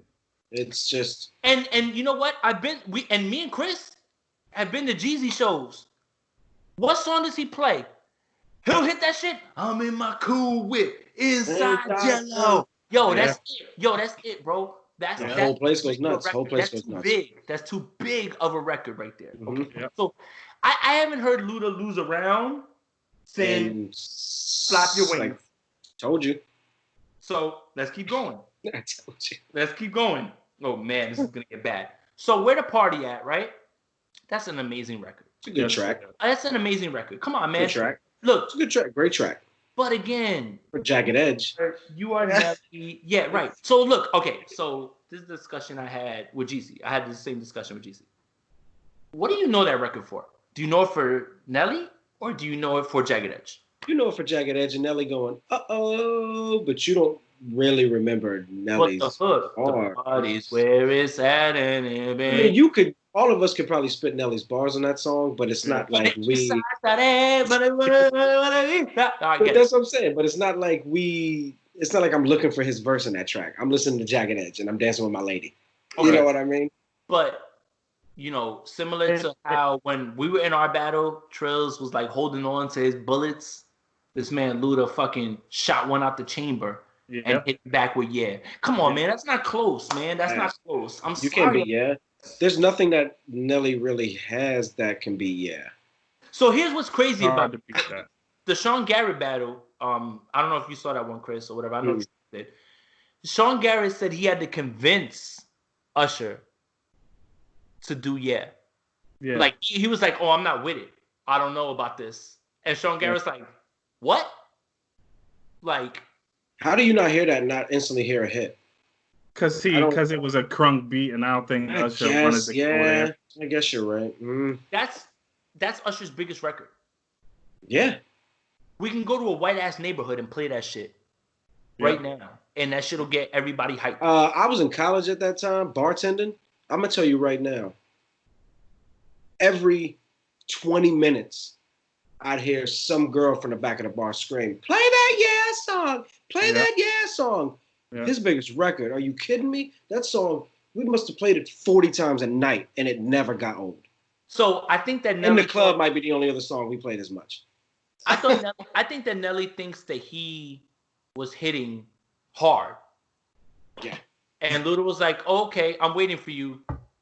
That's what Luda had this face on. So that's pretty easy, honestly, in that one. So this next one's a little bit closer. You know, I love Grills. I don't care, Trills. I love that song. I really do, man. It's great. I love it. I like it. I like it too. I like Grills. But when you get to Stand Up, you have to start to like, all right, so let's break down these records, right? Grills is a song that makes sense in Nelly's lane. Everything's perfect about that record. Paul Wall's on it. Paul Wall was, I like a lot. Sitting Sideways, there's never going to be you don't play Sitting Sideways and I'm not going to go up. Come on, bro. Yo, Drop Slow. Drop Slow? No, but that's a Kanye West record and I'm glad you brought that up. I feel like Paul Wall But I'm glad you brought that up. A perfect artist for that record. I'm glad you brought that up. Because I feel like the edge on this record is Ludacris's bars and Kanye West's beat on Stand Up. That shit is stupid, bro. Yeah. And it's just how you ain't gonna cut, bitch. I'm me. Yeah, that's the best. Like, that's my favorite Ludacris line of all time. How the fuck you ain't gonna cut, bitch? I'm me. And he's and it's the best line ever. And I think we need to get into a discussion of why I enjoy a lot of these records better than other records is because Ludacris's videos, in a time when videos mattered, were here, and Nelly's shits were just like, whatever. Put it this way, Nelly's one and most memorable video is Tip Drill.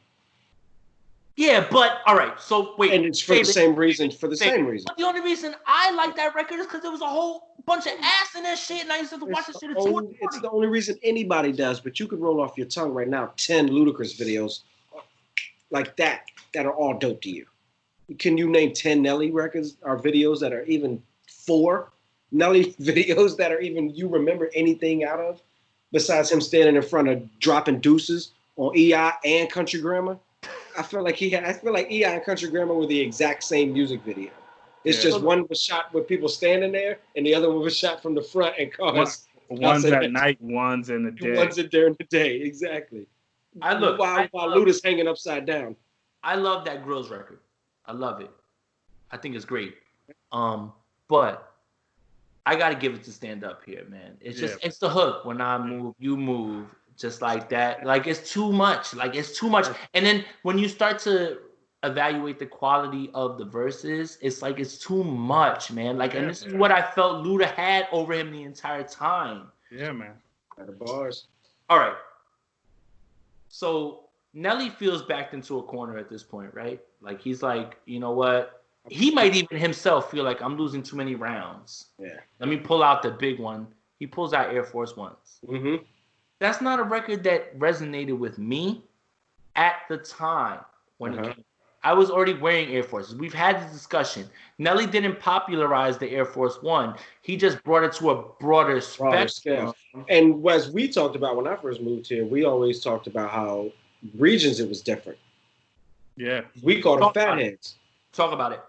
Yeah, we called them fatheads. And we didn't even know we were talking about the same shoes when I first moved here.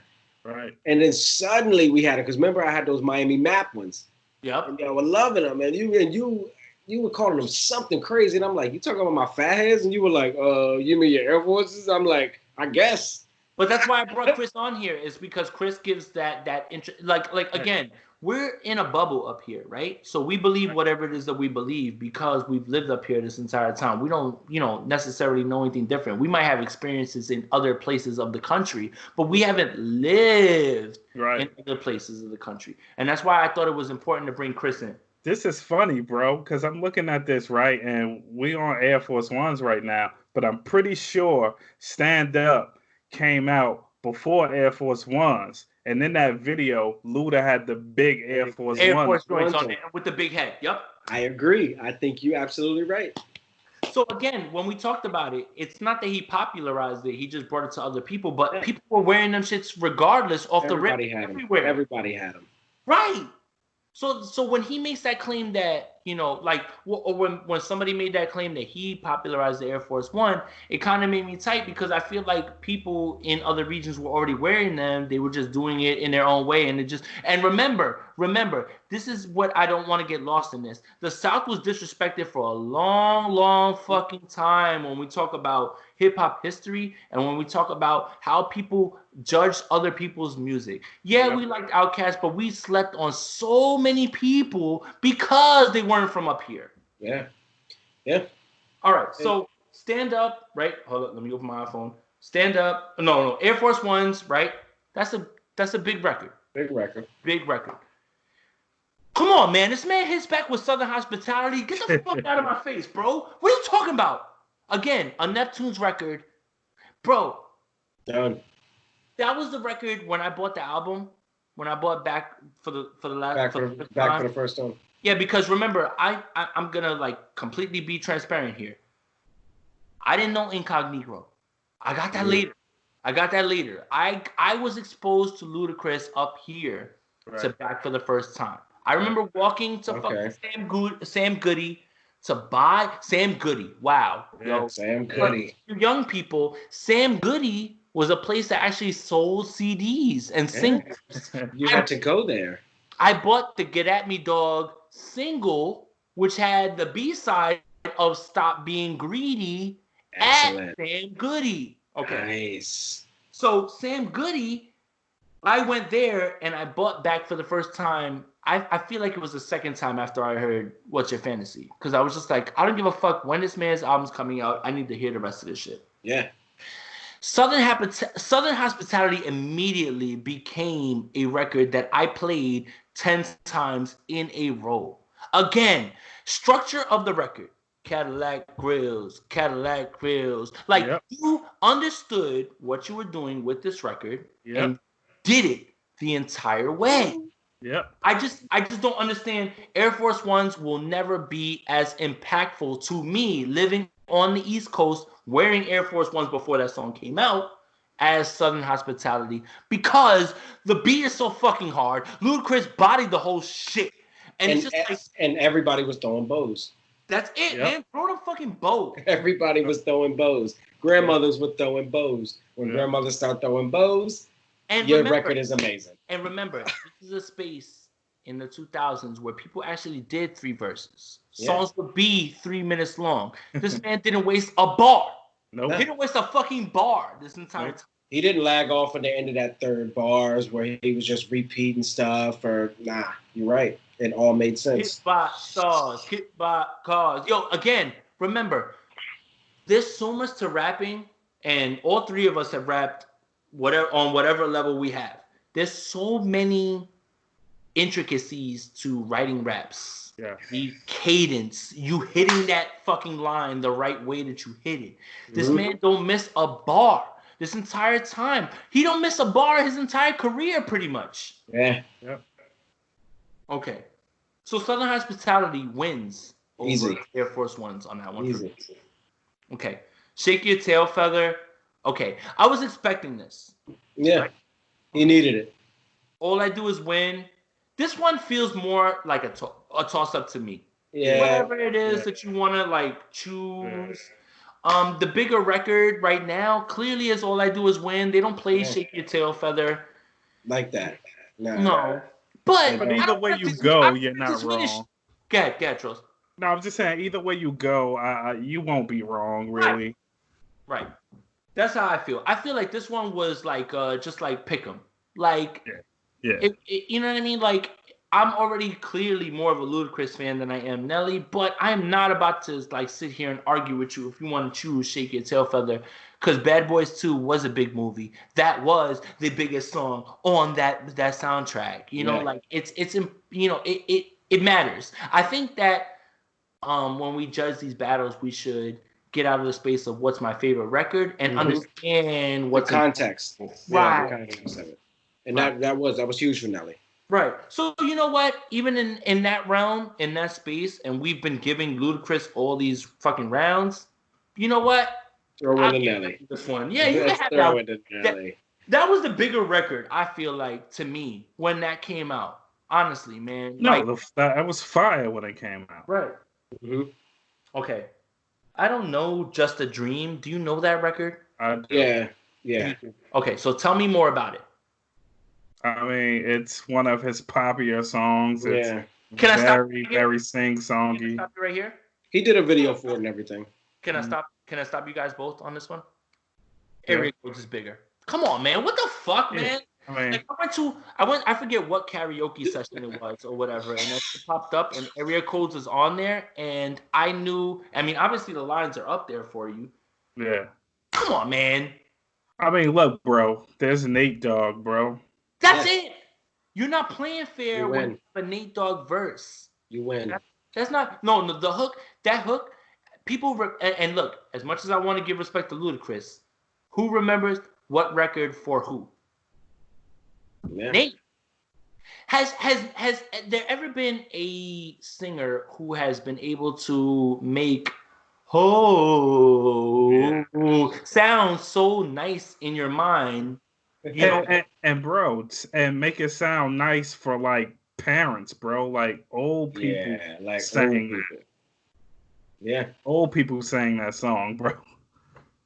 That's what I'm saying. My father.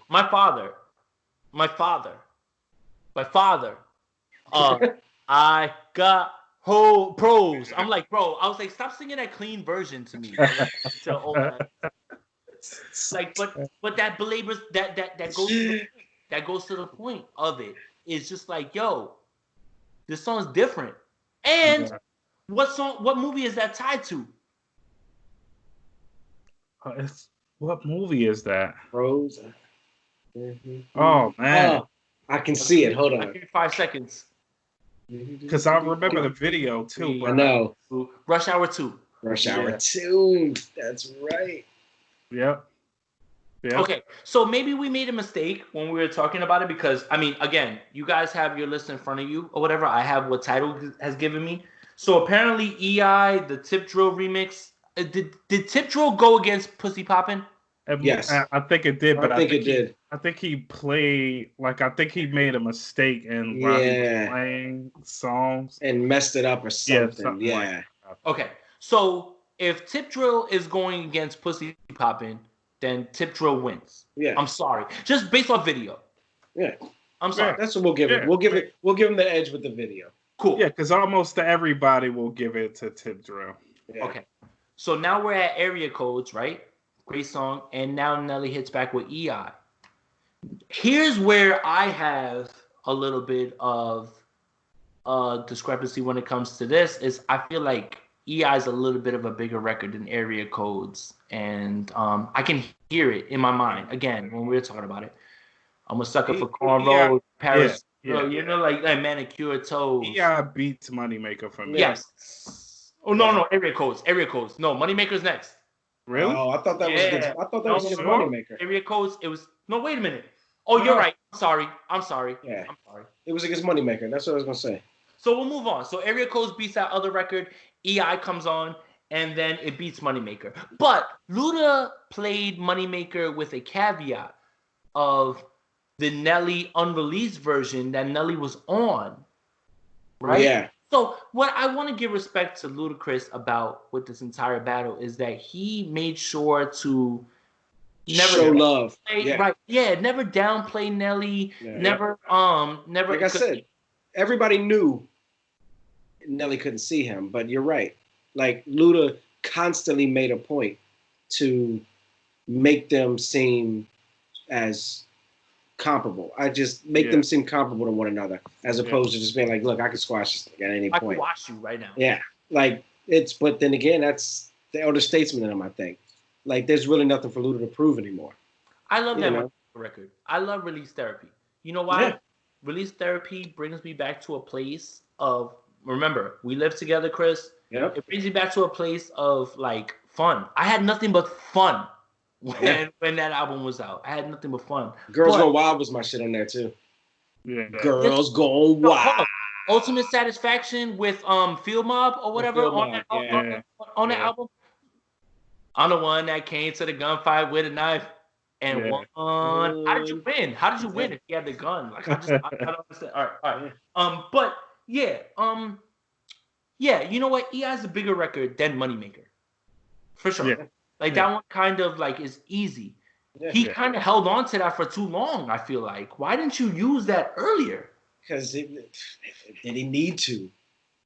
I think he did kind of have a plan. I think he loaded up his Fire 5 for the end. No, Luda did it right. Luda did it. But I feel like Nelly kind of held a hot 5 for the end. Okay. So it depends on how you feel about these next few records when we go through it. So, I've got EI over Moneymaker for sure. Yeah. How low? No, wait. Get Like Me. What is Get Like Me? Do you know that record? I think that was unreleased too. People were going in on that. It's a newer one. Barely know what that is. Yeah. I don't know what that record is. Right. Don't kill me for that, but I don't know what that record is. Mm-hmm. How low? Whatever. Like, again, that's Luda. I feel like Luda felt like he was bullying. Yeah. So I think Luda got playful. He got playful with that. Yeah. He needed a throwaway. Yeah. He was like, I'll just play this record that people didn't really love. And you know what? This song kind of goes with that or whatever. Yeah. Like, silly. You know what? So that one is whatever. Okay, so Nelly feels threatened. And he goes to Hot in Here. Yeah. He had to. No, wait. We're closing out. We're getting to the bottom of the 20 records. Yeah, you're already at, like, what were you waiting on? Like if you wanted to, like, smash a win out, you should have already hit this one. Hot in Here should have been top 10 minimum. Okay, so Hot in Here is there. And then Move Bitch comes next. Look, I want to just make sure that I'm clear when I say this. We all love Hot in Here. Yeah, I understand the impact. And you know what? Again, I feel like Luda was like, you know what? I'm going to give you something for competition, but I know I'm throwing this round away. Yeah. Because everybody loves Move Bitch. Come on. Yeah. But I do not want to downplay Move Bitch. Nah. I'm doing 100 on the highway. So if you do the speed limit, get the fuck out of my way. Like I don't want that to get lost in translation. But at the end of the day, again, a Neptune's record. Come on, man. That Hot in Here record, we could play that shit 50 years down the line from here. Yep. And somebody's old ass grandmama is gonna be like, "Good gracious, ass is both issues."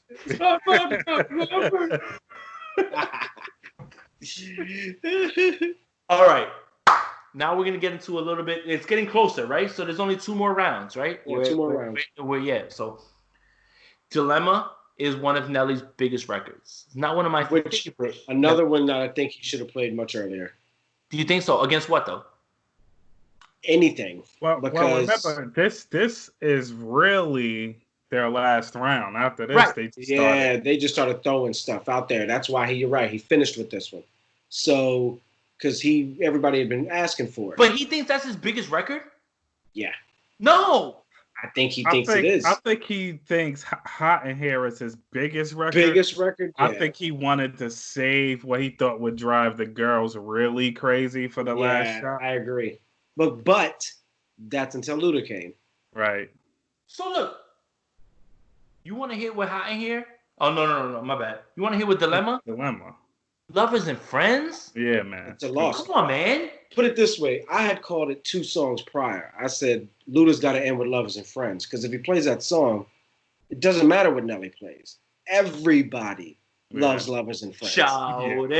Everybody. Like, you don't play that song, black, white, Asian, Hispanic, don't matter. That song got a vibe. And everybody's just stopping what they're doing like, damn, that song is.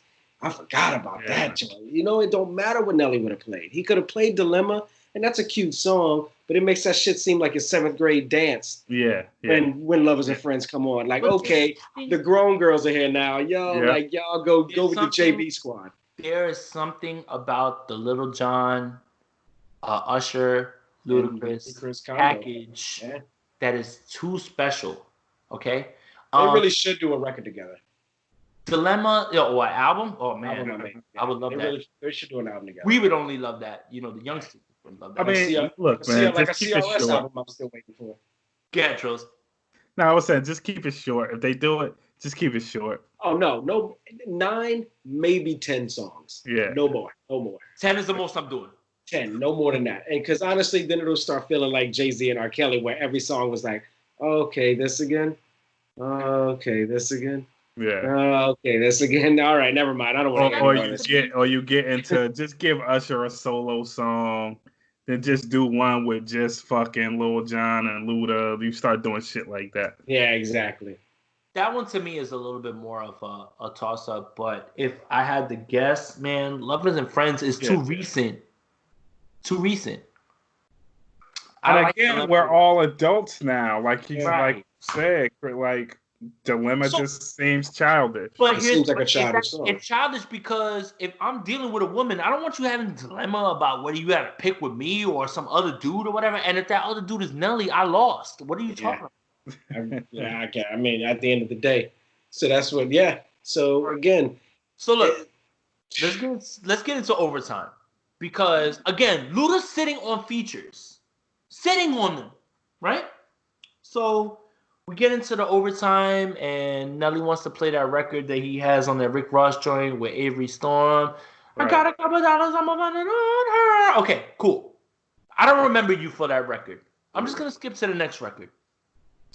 What I want to make sure that I say about what Luda picked to combat that is that this verse, this feature, this remix, is one of the greatest of all time. When you play 1 Minute Man, and you hit with that Luda verse, get the fuck out of my face, bro. I don't want to hear what song that you're gonna play against that shit, man. Are you kidding me? That was another combo. Like it seemed like Missy and Luda were the type of connection that you were like, yeah. Hold up. That's probably gonna work. He didn't even play what's the joint of him being a teacher or whatever. The Missy joint. Oh yeah. What was that? Gossip Folks. Yo, Gossip Folks. Yeah. Are you fucking? If he would have played Gossip Folks. Are you fucking kidding me? Like nobody in that room remembered Gossip Folks. If he would have played that song, they would have went crazy. Like Nelly ain't got nothing on that. No. Are you kidding me? See, this is why again. Luda's too much. Luda's too much. Luda's too much. He is. He's too much. He's got too many hits. Are you kidding me, bro? Yeah.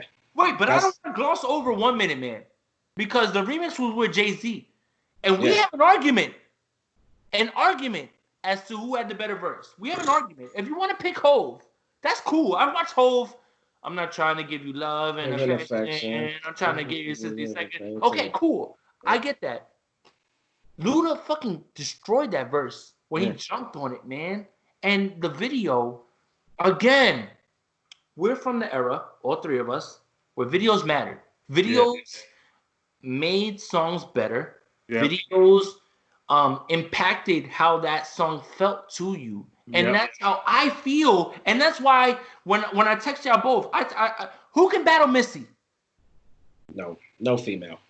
The only person that could battle Missy, I've said this before, is Pharrell Williams. That's it. So? Bro, that's not fair. That's not. I would say if you want to keep it female, who? There's no female for Missy Elliott. I can't even think of it. There's not a fucking female for Missy Elliott. Maybe there's not, because I was gonna say you could. She's got no contemporary unless you maybe put Little Kim. But Little Kim would run out. Little Kim would run out of tracks. But here's you know what I mean? Here's my issue with that. Little Kim had guys write for them. Missy wrote for Aaliyah. Missy had all those records with Timbaland. Missy has her own record. This is what I'm saying. So Missy, you can't put Missy solo against artist and a writer and a producer. She can only fucking battle Pharrell. You'd have to. You don't even want to see not a beat battle. So do like a Virginia, like a and writer. That's it. But see, I think that's when you would get into it'd be tough because okay, you could do Pharrell solo joints, and there would be some good ones. Then you start getting into NERD albums. Yeah. You know what I mean? Then you start getting into. But Pharrell can play songs that he wrote. He wrote the hooks for this person. But see, then Wait, why did you say that's what I NERD? think. You got me tight because you now I think of Run to the Sun. I think of like that song Run to the Sun. I don't know for what it is about that record and the way it sounds. That shit Amazing. makes me fucking cry, yo. Like I just like it's so beautiful. It's like a beautiful song. Yeah, man. Yeah, like That's I don't the get point. it. So that would be just tough because I don't know. I don't know who you would put against could Missy. argue maybe Missy can battle Busta. You can argue that. But That might be not. Here, look, we can close. Look, we can close this up. anyways. So look, we can close this up. Luda beat Nelly. yes. Yeah, Okay, dominated. we don't have to go any further. And I just want to make sure that we understand that 1 Minute Man verse on there. And I just want to make sure that everybody understands that when Luda jumps on your record, you have a problem. You have a guy who is going to bar you to death, okay? Yeah. And it's something that everybody knew. Like, it's crazy. Yeah. What he does with verses conceptually is very close to being unmatched, bro. Like the maintenance man shit that he did on 1 Minute Man is like, who the fuck thinks to do that? Who thinks to do that? We can all make the argument that when you talk about feature verses, when Luda jumps on your shit, he's probably better than anybody. And you know what? I'm gonna throw Hove into that. I am gonna throw Hove into that. Yeah. Because well. Hove's been on Biggie records, and y'all sit there and act like that shit's close. No, when Luda jumps on your shit, he washes you. You get washed on your record. If you were writing a song and you're thinking about Luda being featured on it, think about every angle you could rewrite that song first, so he doesn't think of the genius way to write it before. The only person that I could even put comparable in terms of features is M, because M's gonna come at it hard, I think. But M has as many great features as Luda does. True, absolutely. I'm just trying to figure out somebody in the game who could even just does it over and over. That's the point, Chris. Yeah. You like that's the thing about Ludacris, man. Like when you talk about first ballot Hall of Famers in this fucking like he's in it. He really is in it, man. And this man, if he wanted to continue to push his music in any way that he really cared about, he still could bar people to death, man. Yeah. Like there's the newer shit that I listen to, you know, that isn't as popular, but he's still one of the best. There's God-given talent, and there's guys who get into bags because they've, you know, figured shit out. There's God-given talent, and Ludacris got that, man. Like, man. He just does, man. And this battle, I'm super happy that it happened because I want Ludacris to get his flowers now. Yeah. Like, don't wait till this man dies until you start to tell him like how good he was. Like, shit, man. Luda had mad hits. No, that nigga, he's got mad hits, yo. He's got hits on hits, man. Hits on hits. It's crazy. That's my people. It's just he's been a man from jump, and that's the point. He may have fallen off just because I feel like No. He fell off because the audience didn't want to hear what he had to say. Didn't want that. No. Yeah. He didn't fall off because he's trash. Yeah, that's what I'm saying. They didn't hear. They didn't want to hear what he was bringing to the table anymore. But it's just. But then again, that's also because he's not going to compromise what he's done. He's not a latcher on, which I've said for years. That's what artists like Jay-Z do. You know, they link on to what's popular, and then they start doing that, and then Drake followed the Jay-Z playbook. You know what I mean? It's like, okay, what's popular right now? I'm going to start doing that. Luda just said, I got my lane. I'm going to stay in it. My shit's hard. You can either like it or you cannot.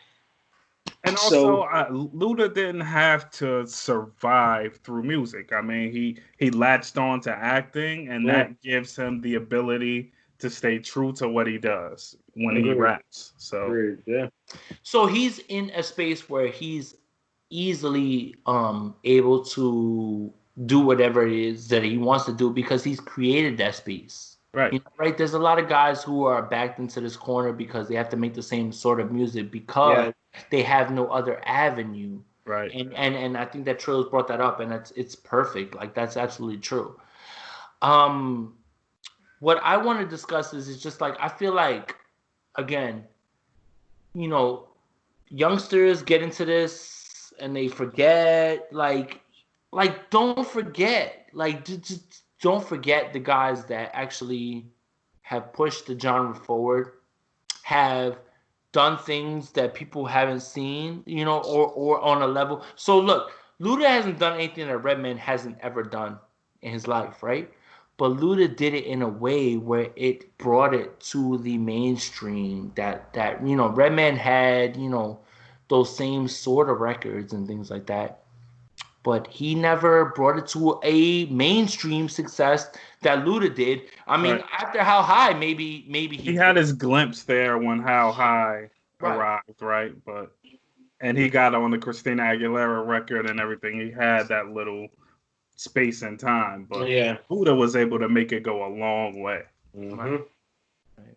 Well, I think that you know, this conversation was good because we got somebody who was a Luda enthusiast, but in the same boat, me and you, Trills, I already knew off the rip who we were choosing off of this battle. You know, but I kind of want to take my victory lap right now. Not on you guys, because you guys never disagreed with me, but I want to take my victory lap on the people in high school who didn't agree with me when I used to argue, like screaming across a fucking lunch table or whatever, that this man can rap better than this man. Like that's not even close. Like that's not even like close. It's not even nearly close. Like it's not even like, oh, you know what? If you want to say Jay-Z and Eminem or whatever, you know, that's not close. That's close. This isn't close. This isn't close. And he didn't play Fat Rabbit. How many other features does Luda have that he didn't play, that he could have played? A gang of them, bro. Put it this way: this could have been 20-0. Right, and it could have been, and that's what's crazy about it. And it's just like, look, bro, could have been 20 to zip. Luda, before the whole shit started, Luda just threw Getting Some Head remix away. Like, he just threw it away. Holy shit! He just threw it away. You just blew my mind. I forgot. Yeah. Remember when he was playing on our music before it even started because Nelly couldn't get his shit together? Yeah.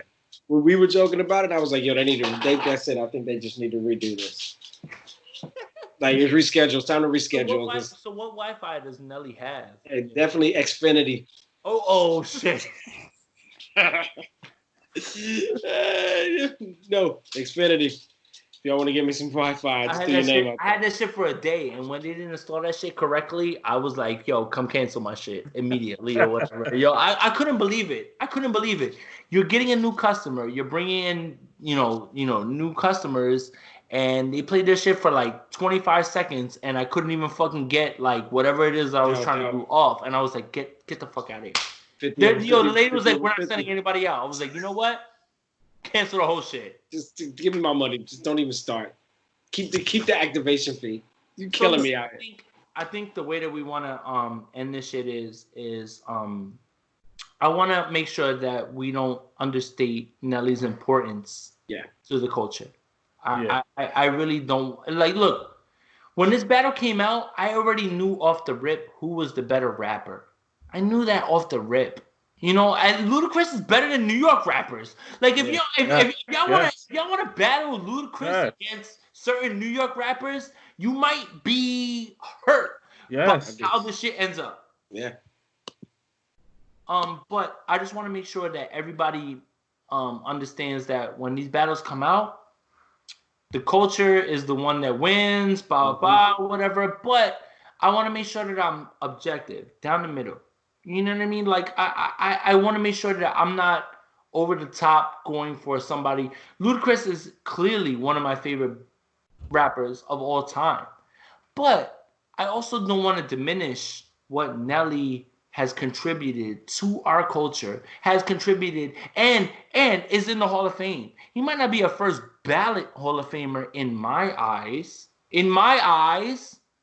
but He's still there. Come on, man. Yeah, Who knew about St. Louis rap before Nelly? Right. He's got the album sales. He's got the hits. He's got the cultural backing. He's got the, street respect. And that's another thing I can't stress enough. Yes. One of the scariest times of my entire life was hanging out in East St. Louis. And I will put that on everything. It was the first and only time I ever got copping. It happens. Yeah. And we were outside the Pink Slip strip club out there. Same girls that they got for the Tip Drill video. Yeah. They are legit. And this area is legit. And if I dare you to go into that area of St. Louis and throw your middle finger up and say, fuck Nelly. Oh, chill. You will get, it's a level of gutter that you just don't know. East St. Louis is, it's worse than any place that you've ever seen. And it's that real. And he's got top level respect out there. You know what I mean? And you got to also think about the fact that this wasn't even supposed to be Nelly. Yep. And that's what kids in hip hop got to understand. Ali was supposed to be the one to blow up. Yeah. Nelly just jumped on. Yeah, Nelly just jumped on his stuff, and of course, an A&R is like, "Who's that with the super charisma?" You know what I mean? So this was happenstance for him. No, but the thing is we need to respect Ali more for being able to recognize. Okay, you know what? I'm the OG. And this is the guy, and I'm going to step aside. And that's another thing that you got to give respect to for Nelly is not only making himself gigantic, but making the Saint Lunatics gigantic. Because that's something, with all the love that I have for Luda, something he could never do. Like we were just talking about with DTP. They faded into oblivion. They had one dope track, Money, come and get your money back. No, hold on. Oh, and what's the other? Georgia. So 2 Chainz blew up after the fact. Shauna never got big. 4 Eyes never got big. Yeah. None of that crew blew up. So Luda was not very good at that. He could make himself blow. But Nelly made a region and all his people go platinum. No, you're right. Murphy Lee don't have a fucking leg to stand on without Nelly. But he went double platinum. What's his name? Chingy became platinum because of Nelly. Right. But remember, he's from St. Louis, but then he links up with Luda, so it's a funny. You don't get. You could joke about it, but you don't get Jay-Quan either. You don't get Jay-Quan, and Hood Hop is still one of my favorite songs. And wait, he was DTP, right? Who? No, that was Jermaine Dupri, So Def. Yeah, he was So Def. He was So Def. Okay, good. I'm glad. He's another one that came out again, but you can see the St. Louis Atlanta influence. Tipsy and let me. I'm gonna say this into the mic, Matt close. Hood Hop is one of the hardest beats I ever heard in my fucking life. Oh yeah. And in 2020. Yeah. Hood Hop is still one of the hardest beats I've ever heard in my fucking life. Make sure that I say this shit mad close. Yeah, man. I'm glad it was just as surprising when Soulja Boy dropped Put My Swag On. You were just like, wait a minute. What? What's that beat? What's that right there? Wait a minute. Who? From who? It happens. Yeah. It happens. So but like you're saying, it's what Nelly did can't be understated. But a beautiful thing, though. Honestly, I feel like this was a beautiful thing for hip hop, and I just want people to understand that there's people from other regions that impact our culture. Oh yeah. You don't live in that region. That doesn't mean that it's not impactful.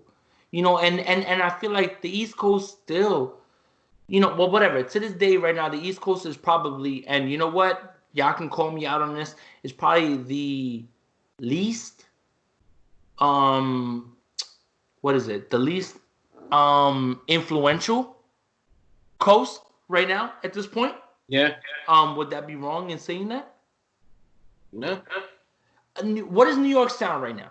New York sound is all it's southern. No. It is. New But York it's right all, now. it's all that UK drill shit now. New Pop, York right now is a lot and of Two drill. G's and all those dudes. All New York shit. Look, New York shit is so like right now to the point where it's UK drill that French thought that he could make a fucking UK drill record real quick in the middle of the shit and act like that shit didn't like Pop brought that shit over here, and that's still not New York snap. Like that's not a New York thing. You No. know how many English rappers and from London are punching air right now because they've been making that same sort of sound, and now New York, because of Pop Smoke, rest in peace, passing away, and 22Gs and fucking Fivio Foreign making all these records.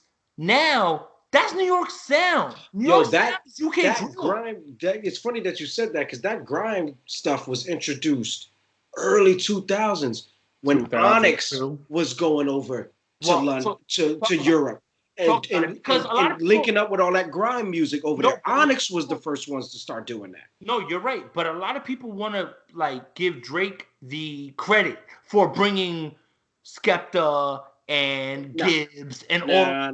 No. Look, here's what I'll say. You're not wrong about what you said, but because Drake has the bigger platform, right? Sure.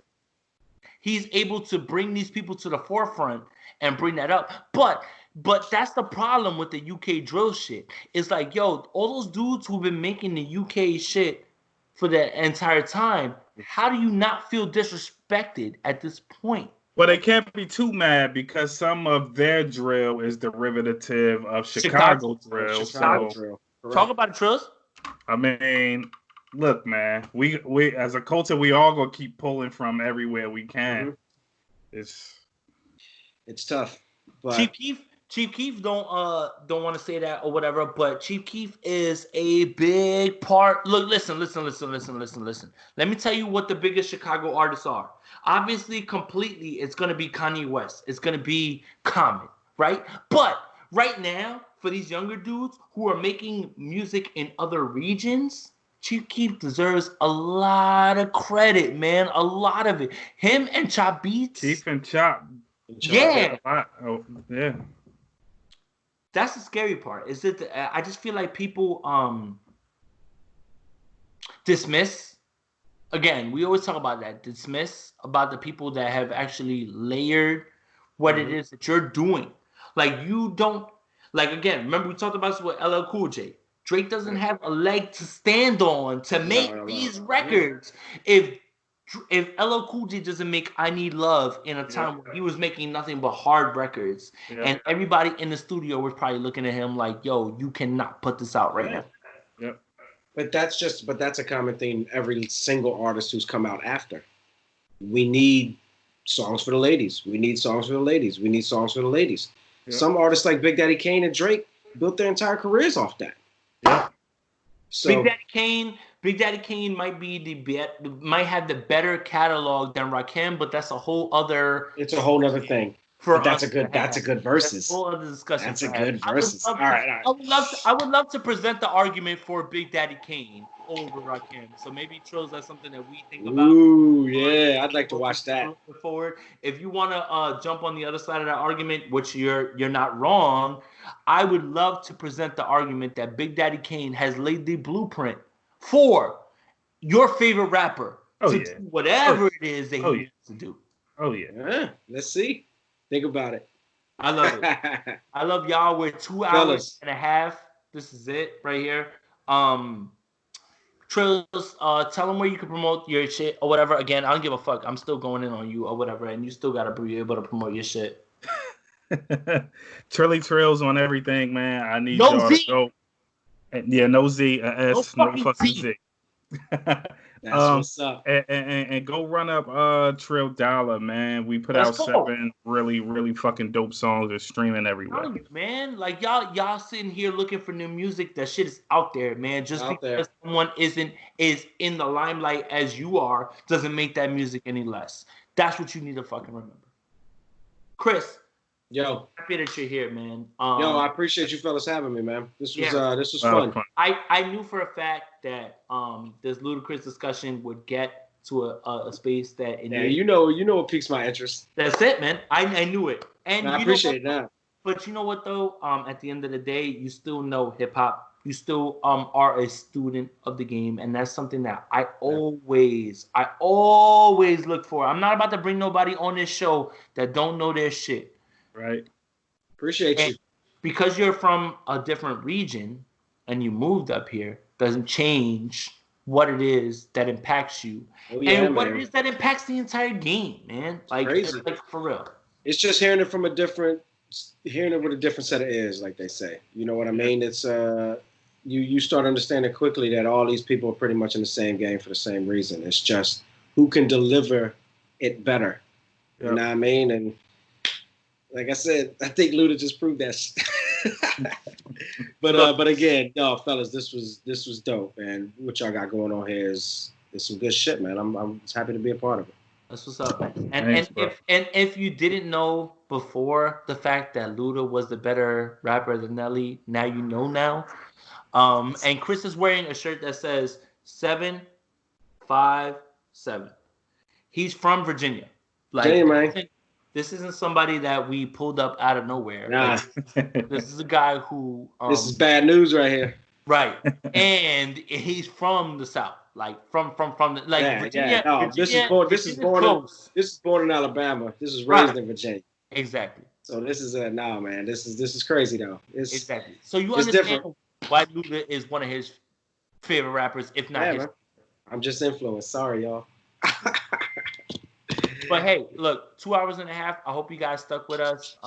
Thank you guys for listening. You know, we passed 50 plus downloads on our last episode, and I am just like, you know, that doesn't sound like a lot, but I am very happy that people are engaging with our content. Yes. And understanding that where we come from engages discussion. We should discuss, right? Yeah. Like. What I say isn't truth. What Trills says isn't truth. What Chris says isn't truth. But I just want you to discuss it in a way that we should. You know, we should tell us why we're wrong. Celebrate our culture. At the end of the day, that's all that matters. Is celebrate our culture. Look, I'm a Spanish guy. Chris is black and white. Trills is, if I'm not mistaken, fully African American, right? I'm a mutt, bro. Yeah. So we all have the same sort of, you know, discussion towards it, but we all come from different places. And like at the end of the day, we just want you guys to enjoy the content, enjoy the discussion. And you know what? A good podcast, any good content in the world should make discussion happen. That's it. Yeah. All right. So Trills on all platforms with no Z.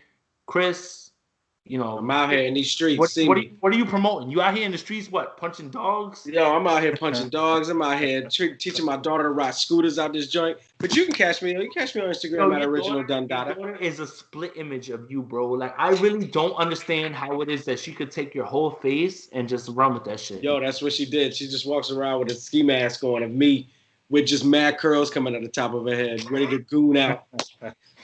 Hey guys, thank you guys for subscribing. Thank you guys for listening. You know, check us on YouTube. We'll post everything as well too. But this was one of the more fun episodes that we've ever had, honestly, just because we have different discussions about from different regions. But you know, just enjoy the culture. You know, we'll post everywhere, and you know, we'll check you guys out. Yeah. Thanks. Peace. Peace. All right. Let me just pause y'all real quick. Stop recording.